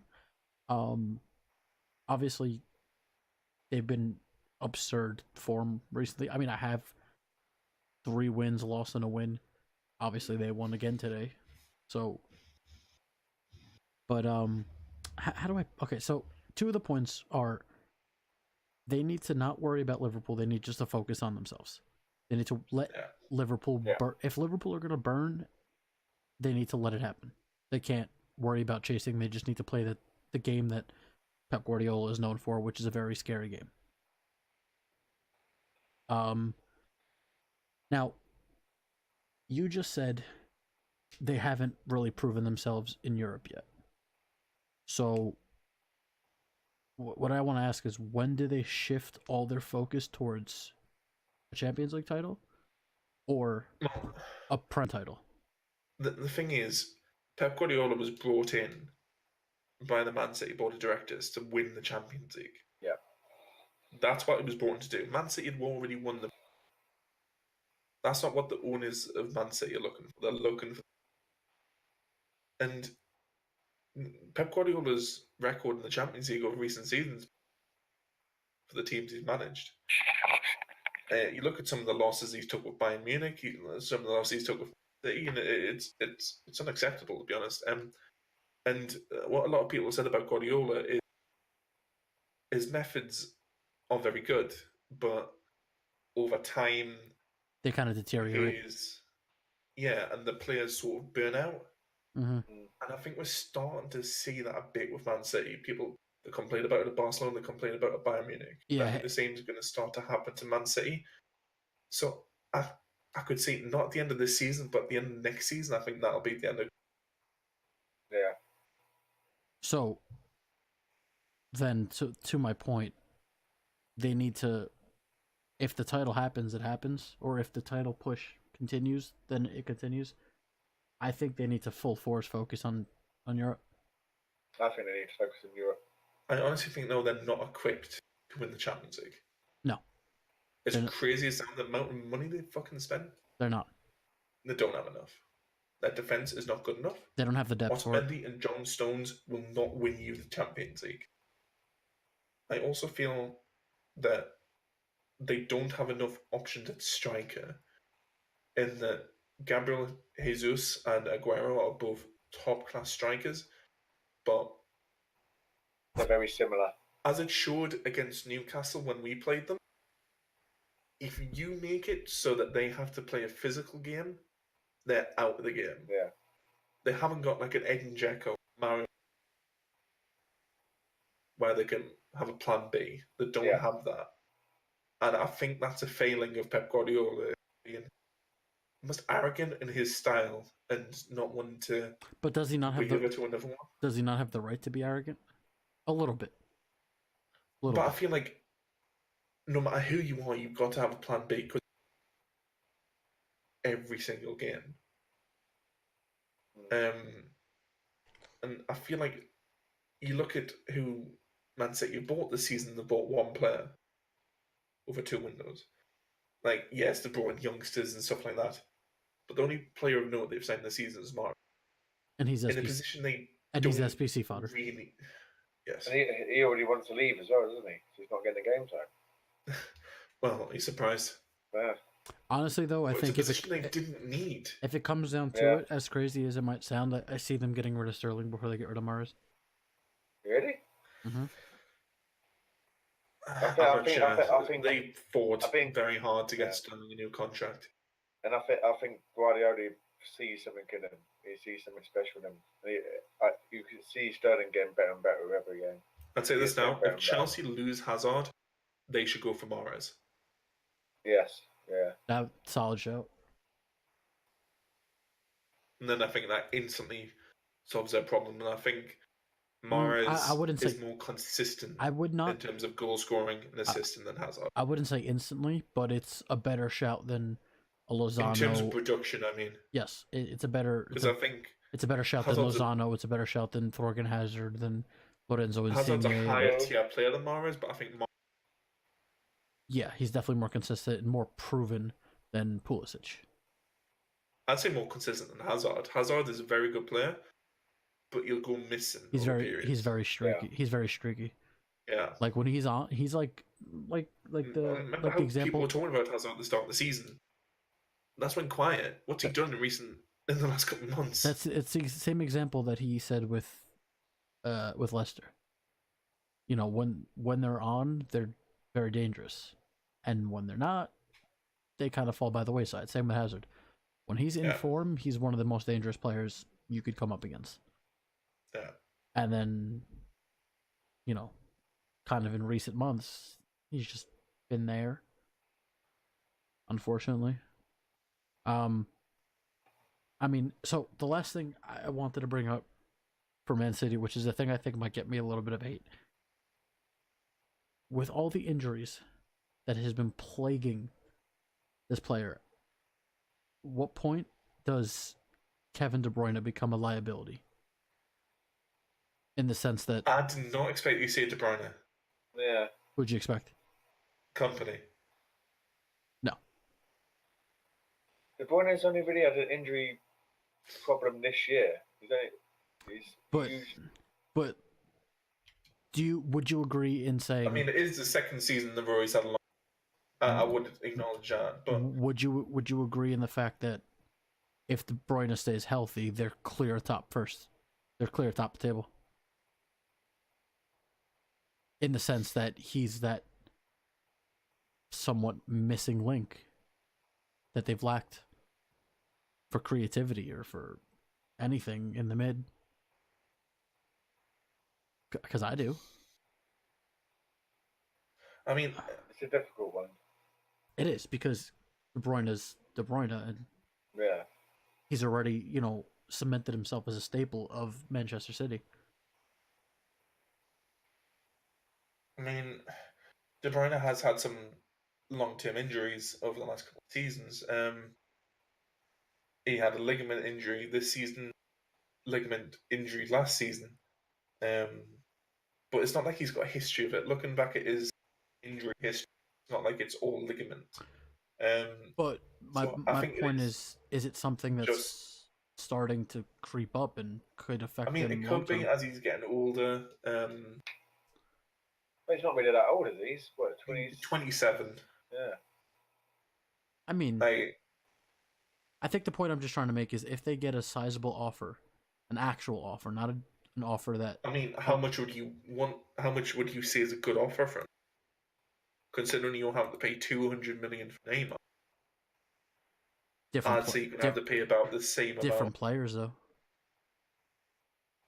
But who's more important? On form, tell me a better cam in Europe than De Bruyne. Yeah. Yeah. Because I can't think of one. Don't think there is one. So, and De Bruyne is about the same age as Neymar. So you're saying 200 million? And even if they get that, you're not going to get someone as good as De Bruyne. And if you sell him for 200 million, the club you're buying from knows you've got that 200 million. So that you're going to have to overpay to replace him.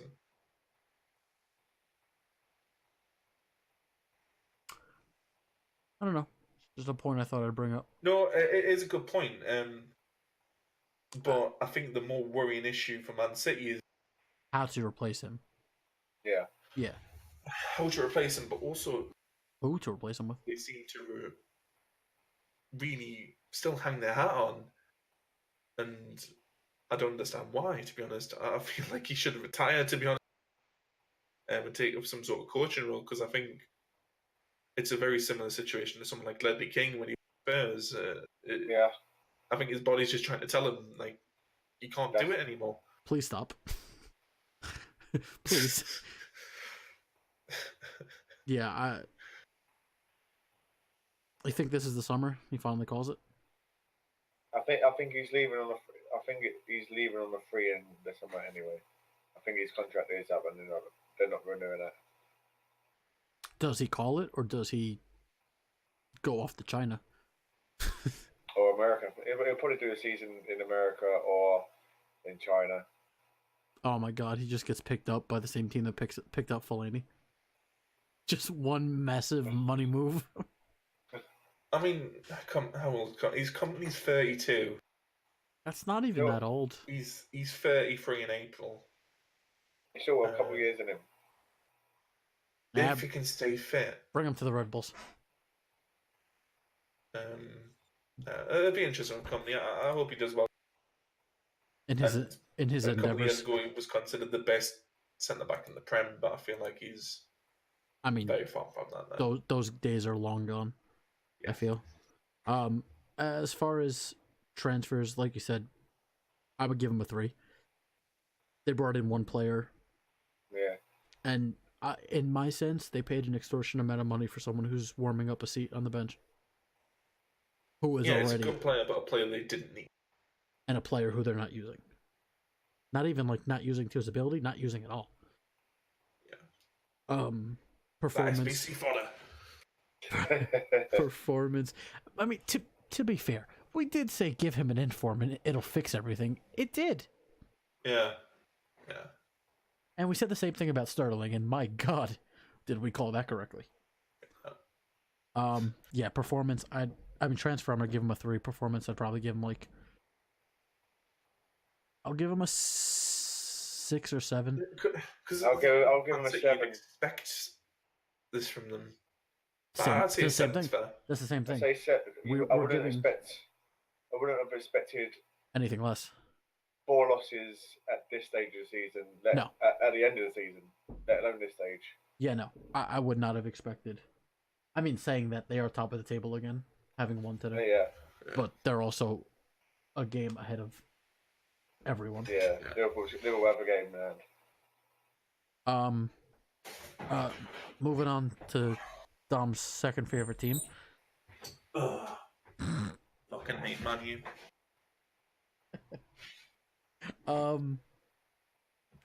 Now, do we talk performance post Mourinho or? I'm pretty sure we said Mourinho would be one of the first to go. We said he would. No, we said he would be the first to go. Was he? He was, and I said Thanksgiving. I said mid to late November. I remember that specifically. We gave him the Peruvial award for first manager to get the axe, and we called it before Christmas.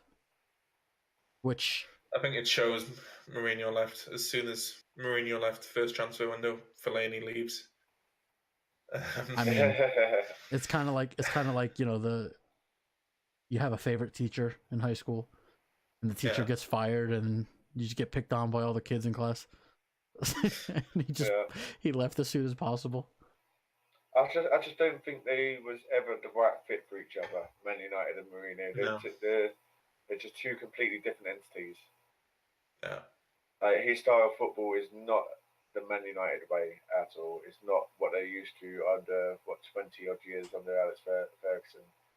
And this is the thing that gets me though. The Manchester United way. I'm not being funny, but you haven't had Sir Alex Ferguson for almost a decade now. Yeah. How long do you go on saying about the Man United until they finally win again? And it's going to be whoever they win with. It's the manner of winning. It's we're going to concede. Oh well, they didn't even do that, but they're always going to score more goals than you are. They're going out to score as many goals as possible. See, I'm not being funny, but even when Newcastle play against them, I don't have the fear factor. I don't think, oh shit, we're playing Man U. We're playing Man U. I think under Solskjaer, that is slowly coming back because he's bringing back his philosophy of what he's played at Man United. He's been there, he's done that at Man United. So I think that's what he's doing. I could trigger some Man U fans here. All right. Oh god. Schmo, if you're watching, cover your ears. I don't think Solskjaer's all that. Oh. I know. Oh my god. Yes, he's done well in the period he's been there. Glory, glory, Man United. But I feel like initially he had a good run of games. I think that's why Man U chose to sack Mourinho at the time they did. I mean, come on, anything more positive than a loss is going to have a good run of games compared to what they were playing. Yeah, but I mean, in terms of the teams they were playing, though,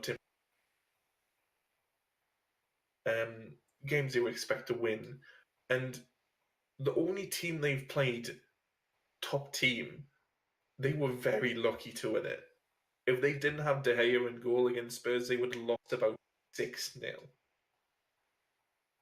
I think the attacking style of play is bringing to Man U. It's good, obviously, but I don't think it's particularly tactically adept from Solskjaer. And I think when he plays against the likes of Liverpool or Man City, they'll struggle. I don't think it's the right move to give him the manager's role permanently. I will say this: I do like it's one of the points I have down. I do like the more main stage role that Rashford has been given. Yes. In a sense. Oh yeah. He's impressed me. Yeah, definitely. So much. Like, I mean, I knew he was a sick player. I think smart on their part for nailing down Martial on an extended. And all they need to do for that was get rid of him. And he was fine. I mean, you still have to wonder about Pogba and all that, but that's, one of the things I do have down is, and they kind of work hand in hand. Do you think that you need to pass the torch, so to say, to Rashford and make him your number 9? And if you do, then you need to make sure you fortify correctly. It's all well and good to say, right, we're not going to spend on a striker because we have Marcus Rashford. But then don't go out and buy Kyle Walker from Man City to replace Valencia. They need center backs. Or a center back. Which they need a center back. Which I'd say they need a couple of centre backs, to be honest. Yeah. I'll tell you right now though. Man U goes for if Man U go for Skriniar, they're fucking dead to me. Milan is off limits. They need a leader. They need a leader at the back. They need the Bilic, the Ferdinand that they've been used to under the years. They need a leader at the back. They haven't got that. In terms of Rashford making them their main number 9, I would say no. Just because I don't think he's ready yet. I still think he needs time to progress his game, and I don't think he's an out-and-out, to be honest. I think he's a striker, but a striker that likes to come in from out wide almost, because then he doesn't have to be involved in the physical. Which he doesn't have yet. You know. Which I think what Man U need to do is move Lukaku out, because he's obviously given the move he wants and bring in a striker in the likes of, I don't know, picking a name out of the air. This'll tilt you, mate, but Mauro Icardi, who... How do I kick him? How do I kick him from this call? Is someone in that mould, someone who's a number 9, someone who can hold the ball, play it, and be a target man. So someone in chat just brought up a good point. Rashford's been ready for ages. He's being wasted out wide. True and false. True, I do believe he is ready. But at the same time, I agree with what you said, Dom, that he's not ready in the sense of he's going to get picked apart in the physical aspect of a number 9 role. Ready yet. You saw it in the games that he's played. Yeah. You can't win the ball in the air, and he has strength to take on defenders. So you can't play him through the centre because he'll just get marked. Which is why Solskjaer's been playing him as a wide player that comes inside, so that he's only up against one fullback. He's still going into a striker position when he's attacking, but he's starting in a wide position, so he's not getting marked out of the game. I think Man U need to take some FIFA tactics. Start Fred at striker, drop him back in game. Just swap him in game. Yeah, swap in game. Need to sort the custom tax out. Yeah. In terms of Man U's transfers, I'll give them a -1 because they lost. Yeah, they lost the best. They lost the for best. 50 million. They lost the best center mid in the world. I mean, all his power was in his hair, which is gone. So they went big on Dalot as well. Put a lot of faith in him. Spent 20 million on him. He's not really. Have you seen all done much? So, I've in the past week alone, I think I've seen 5 teams that Valencia is linked with, 2 of which being Inter and Newcastle. Yeah, the Newcastle one's bullshit. We're not going to play a 33-year-old player £100 a week. This is Mike Ashley's Newcastle. He's more expensive than your entire team put together. Let's calm down there, okay? But I think performance-wise for Man United, you need to split it in 2. You need to do post pre-Mourinho and post because they're just 2 different teams now. Yeah. I say they're up to an 8 or a 9 now under Solskjaer and down to a 4 under Mourinho. But again, I would agree with you. But are they playing well, or are they just playing what should have been expected of them against teams that they're expected to do that against? I want to see what happens when Man U lose. Yeah. That's what I want to see happen. It'll be an interesting summer, to say the least. We need to wait until they play Liverpool or Man City. I think that's the only real challenge. If they go out, play Man City or Liverpool and beat them, play well, and it's not down to De Gea making about 50 million saves. So a game of foot champs. Then I'll say fair play. Yeah. But I don't think that's going to happen. No, I think it's going to happen. Be very similar to the Spurs game. If they get a win against one of them teams, it's going to be down to De Gea. I think looking at the table now, they could catch up Spurs. Because I don't rate Spurs. I know they're sitting pretty in 3rd, and I do not know how they're doing it at the moment. I mean, so I do not rate them at all. Spurs have issues. Spurs have issues that we'll talk. Spurs have issues that we'll talk about when we get to them. But I'm gonna take a back seat for a bit. I'm just gonna kick back. I'm gonna let Dom rant for a little bit. You guys enjoy.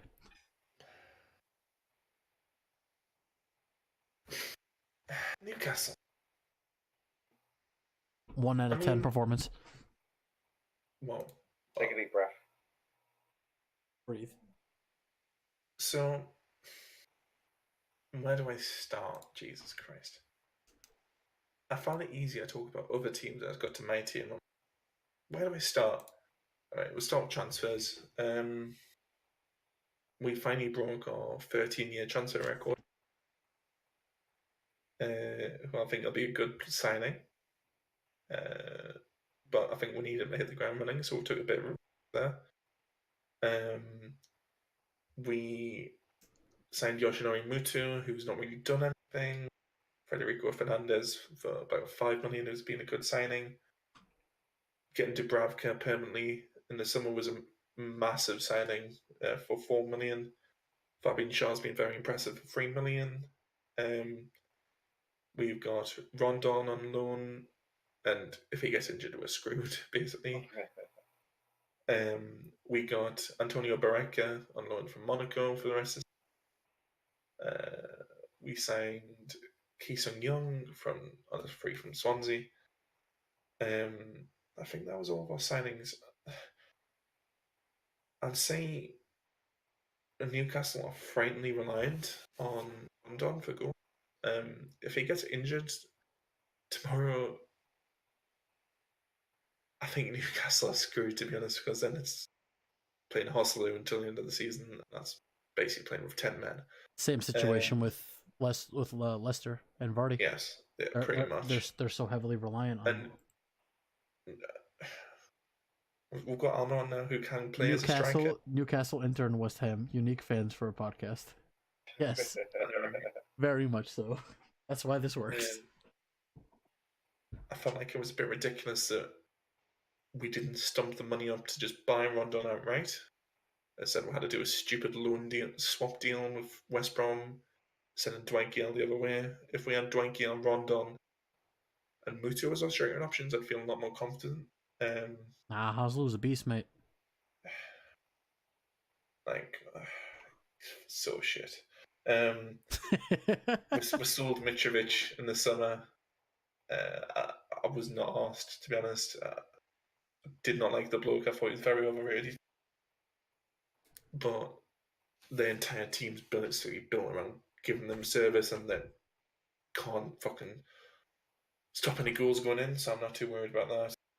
Bemba, we sold Haidara, and we've loaned out Jacob Murphy for the rest of the season. It wasn't really getting game. I'd give our transfers, just because we signed Almiron, I'd give it a 6. Just because I feel like we've broke our transfer record from over a decade, so I'm happy about that. Yeah, that's something.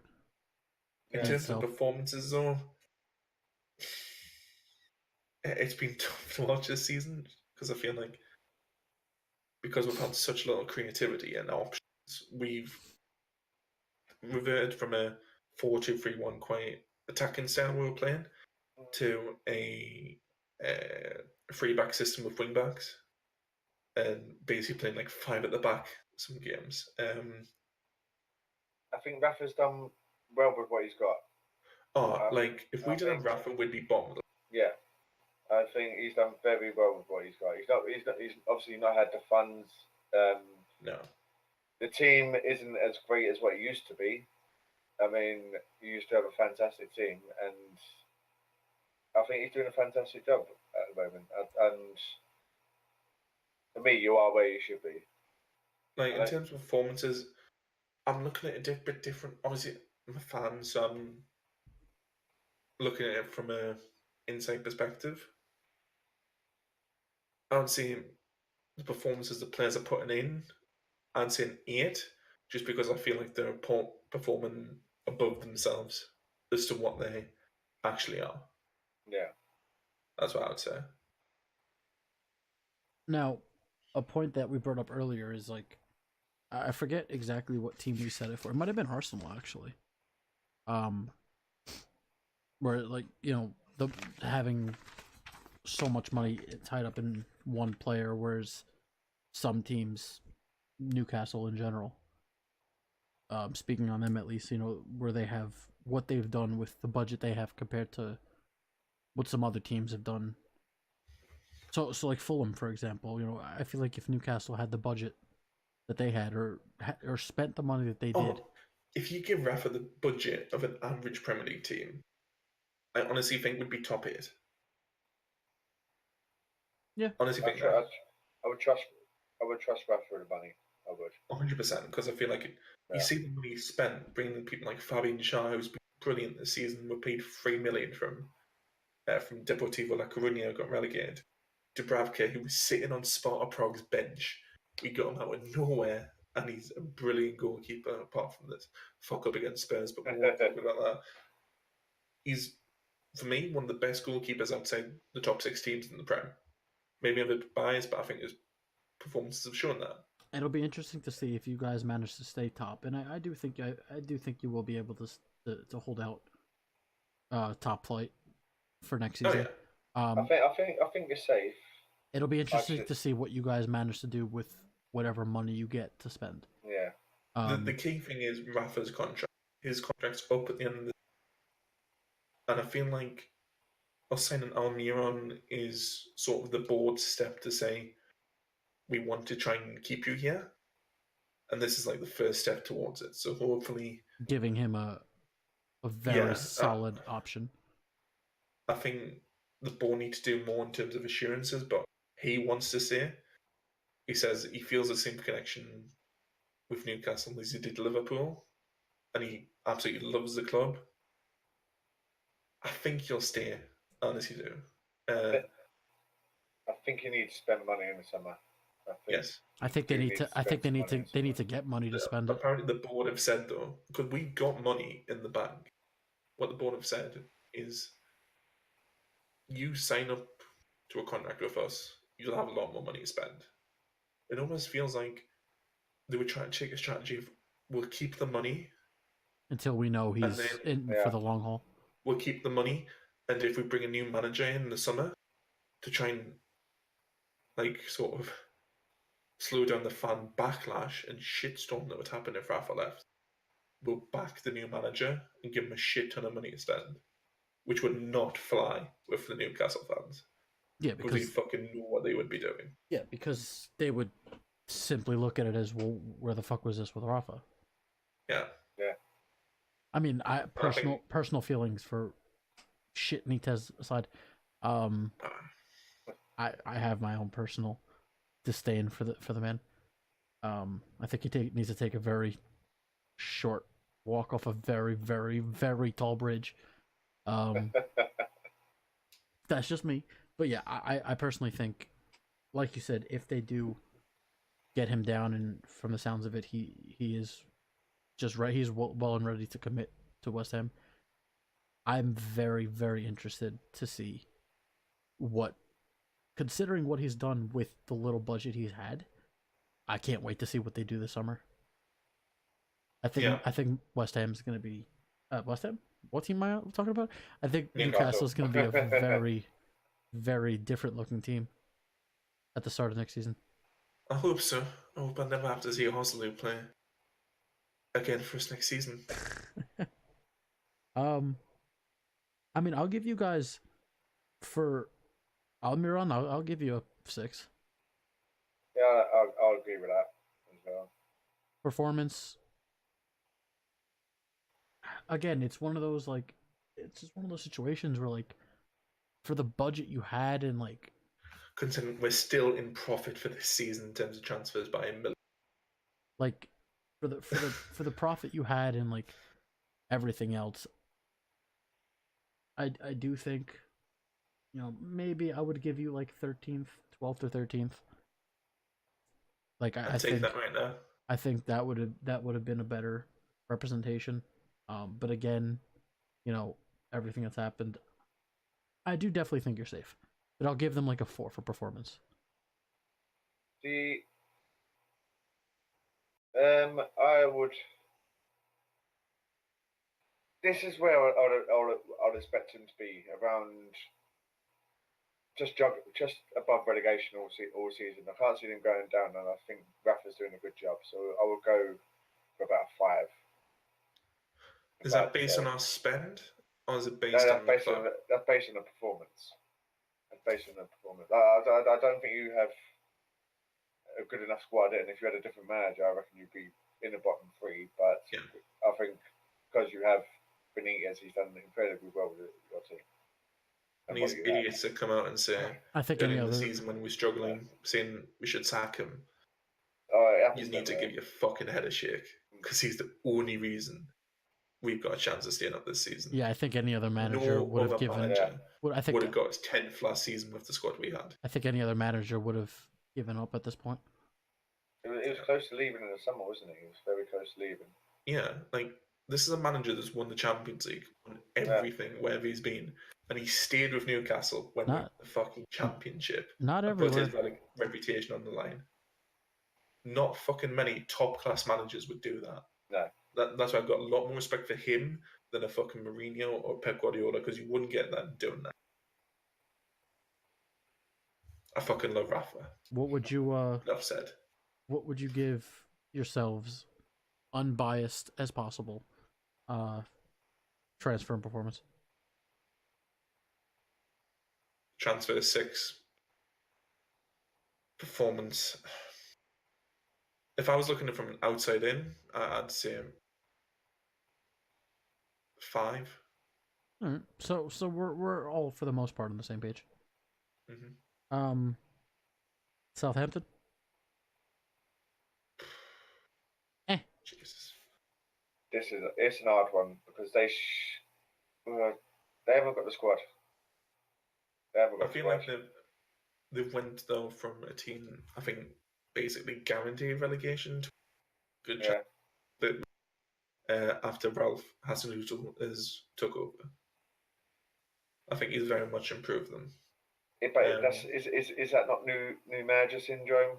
That they've won the first, they've got a new gaffer, they're trying harder. How long is it going to last for? They could be. I could see them struggling. I mean, I wouldn't be surprised if they go down. Season. Spent a lot of money on Yannick Vestergaard as a sort of Van Dijk replacement. He's not been great at all. They signed Mohamed El-Enoussi. Danny Ings. Really done anything. Danny Ings, yeah. He's got a couple, but he's been in and out injured all season as well. Yeah. I mean, Stuart Armstrong, they spent a lot of money on 3 goals in 20 appearances.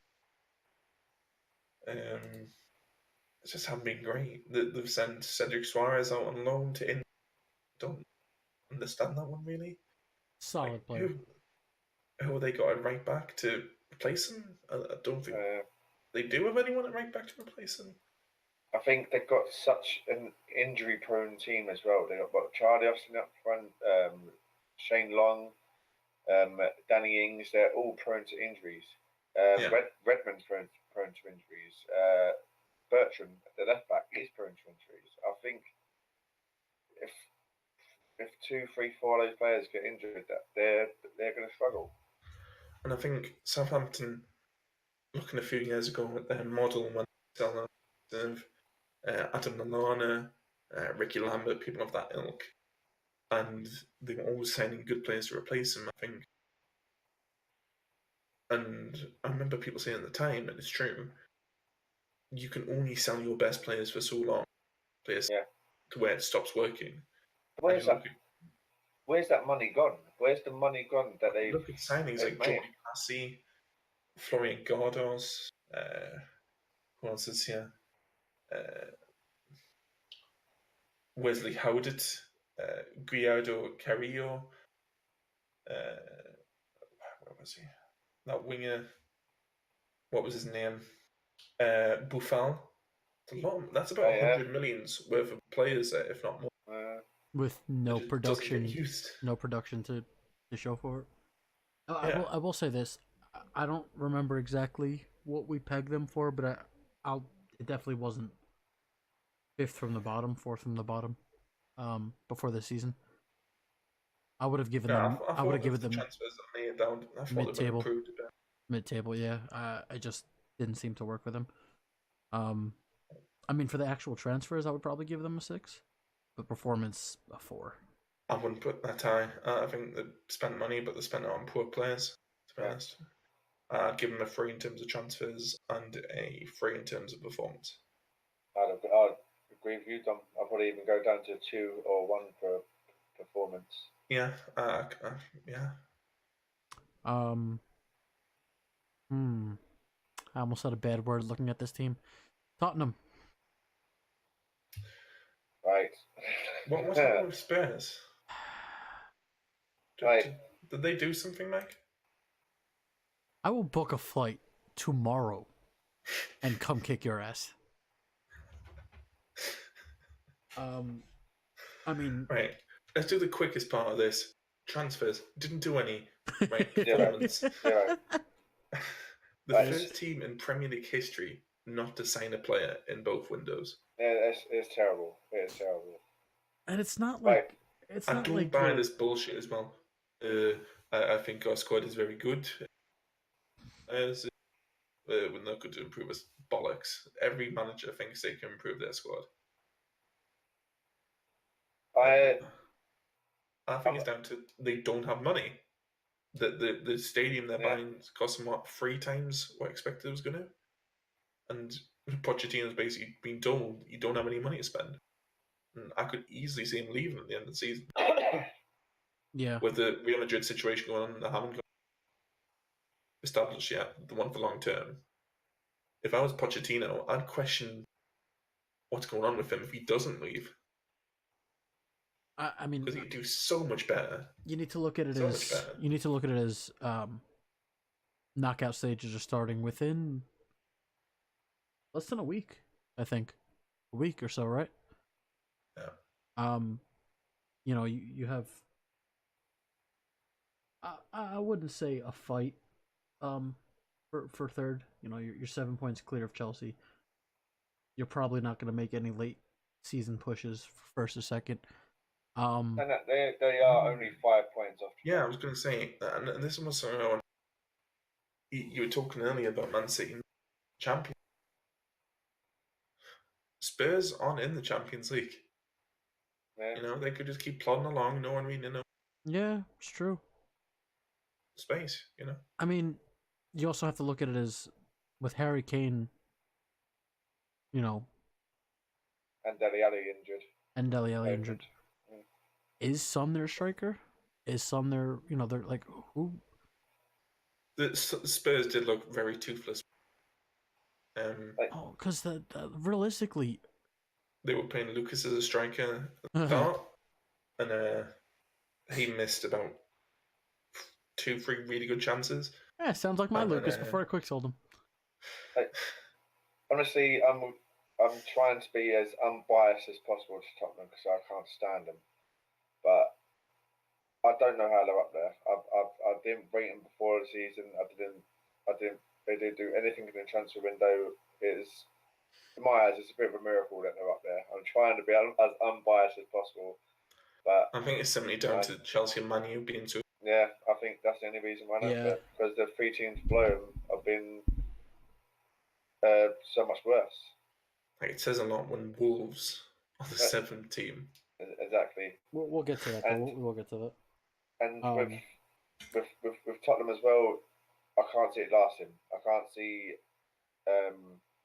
this Champions League football lasting because the likes of Harry Kane, Dele Alli, Eriksen, they're going to get picked off. They've got this wage structure where they're not going to break this wage structure, and these players are going to leave. They're not going to win any trophies. They're out the FA Cup. Are they still in Europe? No, I don't think they are.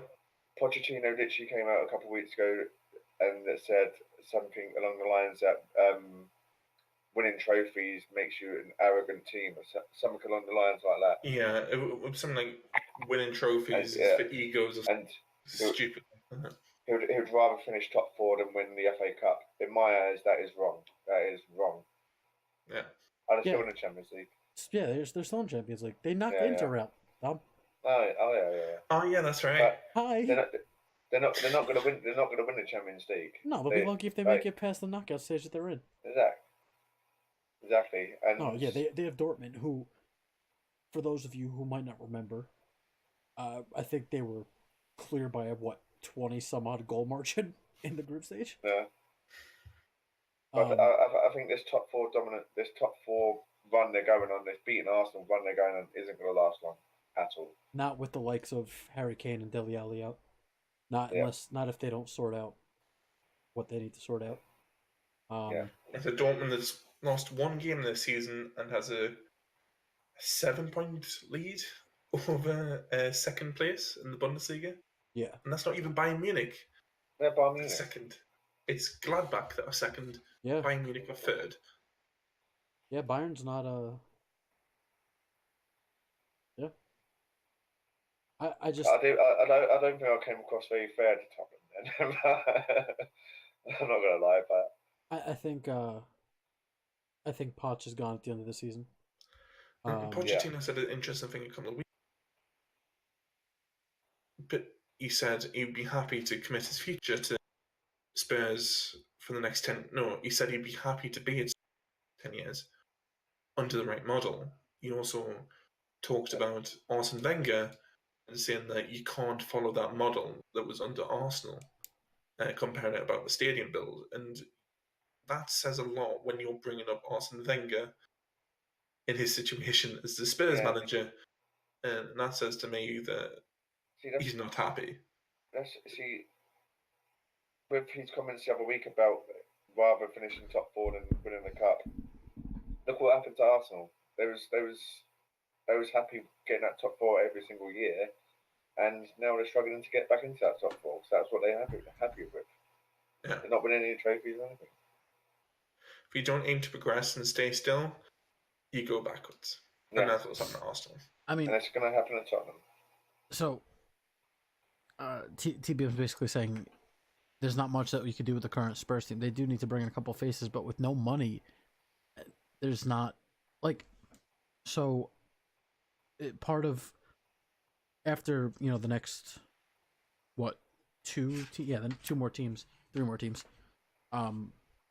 We are going to get into just quickly regular transfers. I do have Gareth Bale pegged as going to England.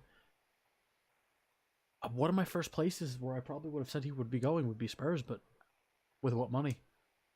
The only way I see Bale return to Spurs is if Harry Kane goes. Yeah, in some sort of swap deal. That's the only way I can. And even still, do they have the money for that? Because Gareth Bale is gonna be higher priced than Harry Kane. No. You don't think? No way. Harry Kane's one of the best strikers in Europe at the minute. I don't rate him. I don't rate him. Yes, the West Ham fans are good. Yeah, I need to be quiet on Spurs a little bit now, I think. All right. So, if you look at purely goal return over the last few seasons, he's up there with Ronaldo and Messi in terms of goal return. I still think he's a very lucky player. And you've got to look at Bale's injury record over. Yeah, Bale isn't probably on a higher wage. Bale is on a higher wage. Just ignore me with this section of the Spurs bit. Just ignore me. All right, I'm never going to be biased.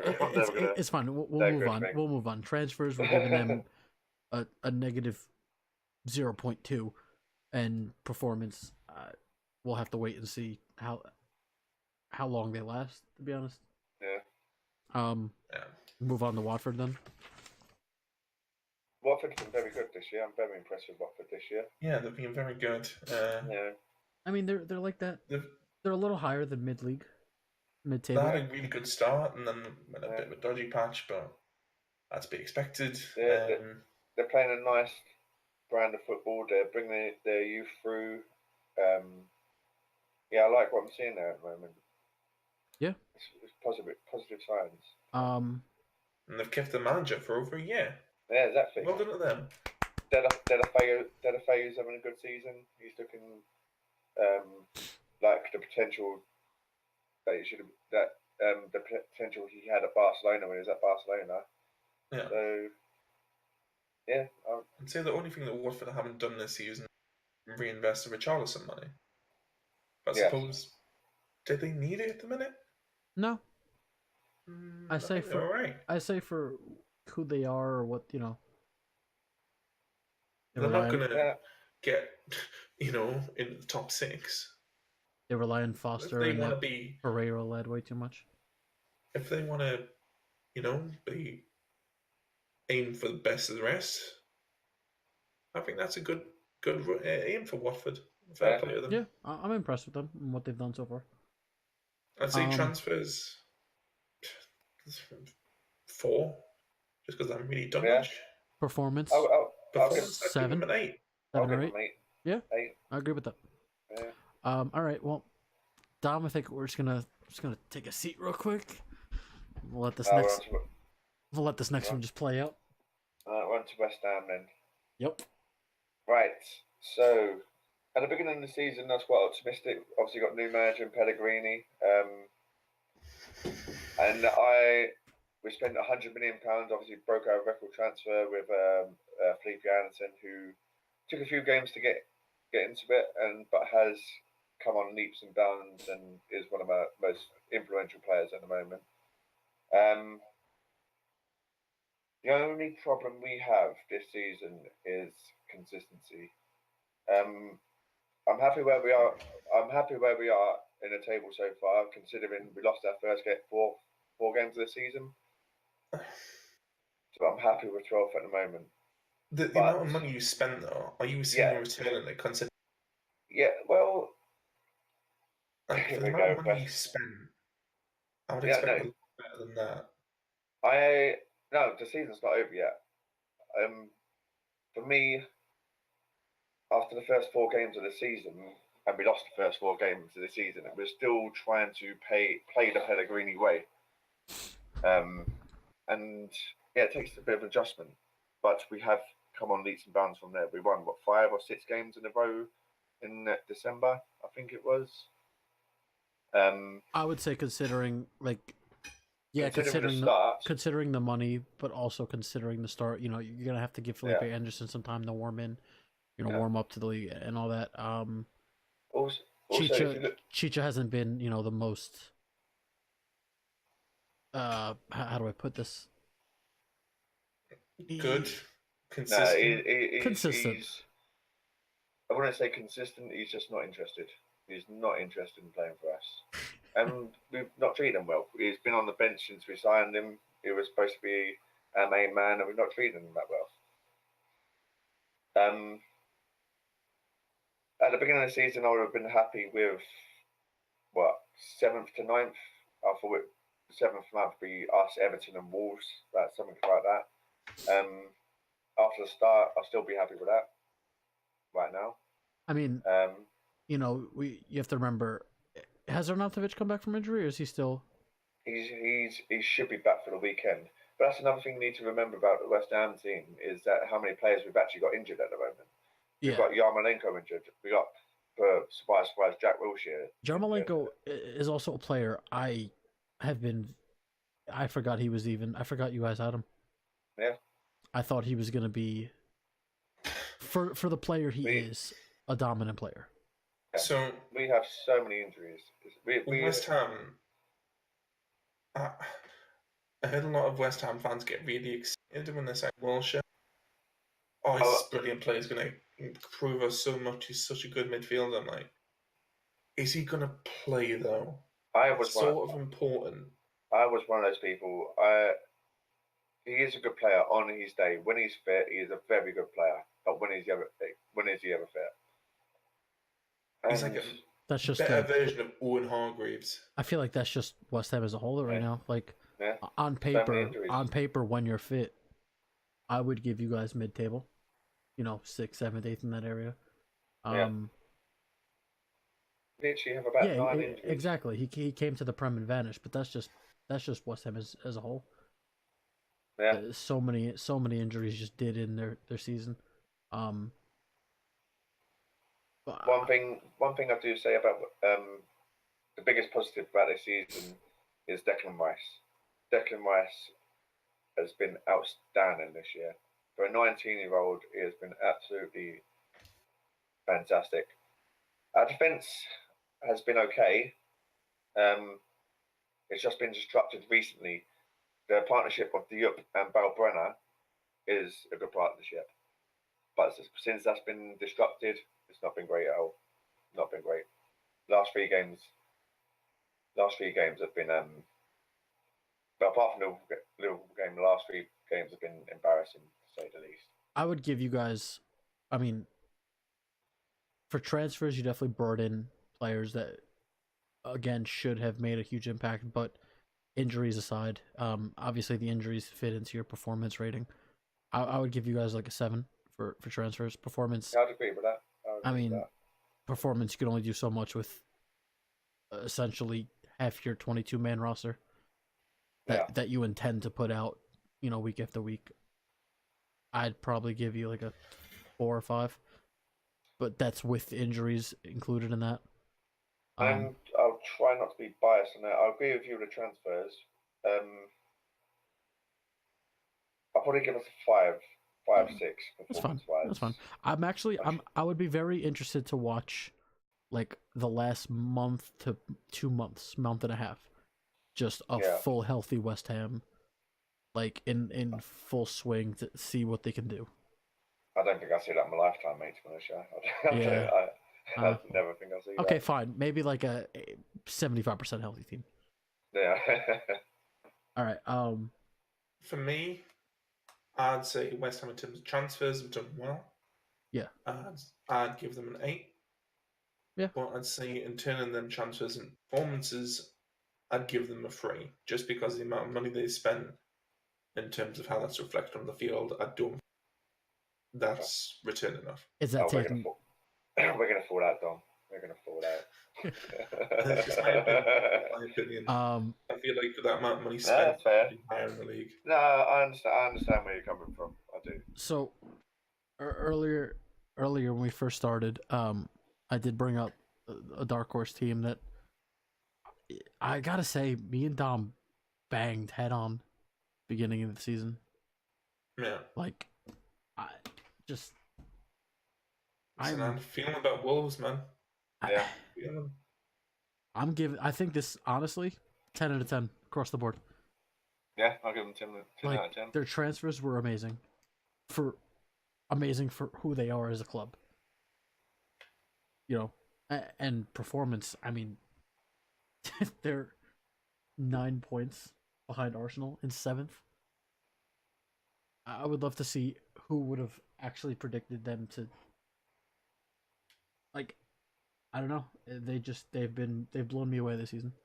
I was impressed beginning of the season, and I continue to be impressed. And I genuinely think that if they can, do you think they can reproduce this level of ability and skill for next season? I'm not sure about the next season. Second season syndromes. A thing. But it depends who they buy. They will get found out, because every team does. Yeah. Every team does. But will they get more of a coin purse, so to say? It's whether they can learn to adjust and overcome. The second season, the Prem is a lot harder. Yeah. Yeah, because by then everyone knows. Yeah. How to get to you, in a sense. Like, I'd say that I'm not going to give them 10. I'm going to give them 8 for both. And if they finish where they currently are, then I'll give them 11 for both. But I think it's a bit early to. Yeah. But at the beginning of the chickens before they've hatched. At the beginning of the season, I was probably in the same boat as you. I thought that I think 7th to 9th was hard for me to call, and it was between Wolves, Everton, and West Ham in that area. So I think they're doing well, fantastic. I'm not surprised that they're doing this well either. They do have a good team. They've made some good transfers, and they have a very, very good manager. Yeah. All right. Well, 2.5 hours later, that is our ratings for the entirety of the Prem. Just real quickly, while we're on the topic of, I guess, transfers, there's a lot going on, rumor-wise. Like, there's a lot going on. Rumors going on. Like, just, the highlight points. Hazard. Like Hazard isn't even a rumor at this point. It's basically a confirmed transfer. He's going. No, he's not going. He is gone already. He's already walking. He probably has a white T-shirt that he painted a Real Madrid kid on, badge on. Neymar, expect him to be anywhere that is in Paris. Yeah, I don't see him spend another season in Paris Saint-Germain after this. Is Real Madrid still a destination for him? Apparently, Barcelona's. Like, if Barcelona sell Coutinho, like, apparently they want to. Really? And Man U is a preferred destination. Then maybe they could use that money to. Which I think, and I could get some hate. I probably will get some hate for this. If Man U do go ahead and do that, they need to cut their losses on Sanchez. Yeah, definitely. They need to do that anyway. Well, yeah, but more so, they just need to cut their losses regardless, but even more so with him. Ozil is I brought it up to Dom, not in a podcast or anything. We were just talking one night. I brought it up that I think Ozil, I see him back in Germany next season. I think he goes to China. I think China could be a show, actually.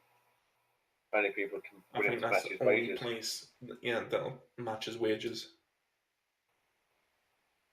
I don't think any other team in Europe will pay his astronomical wages.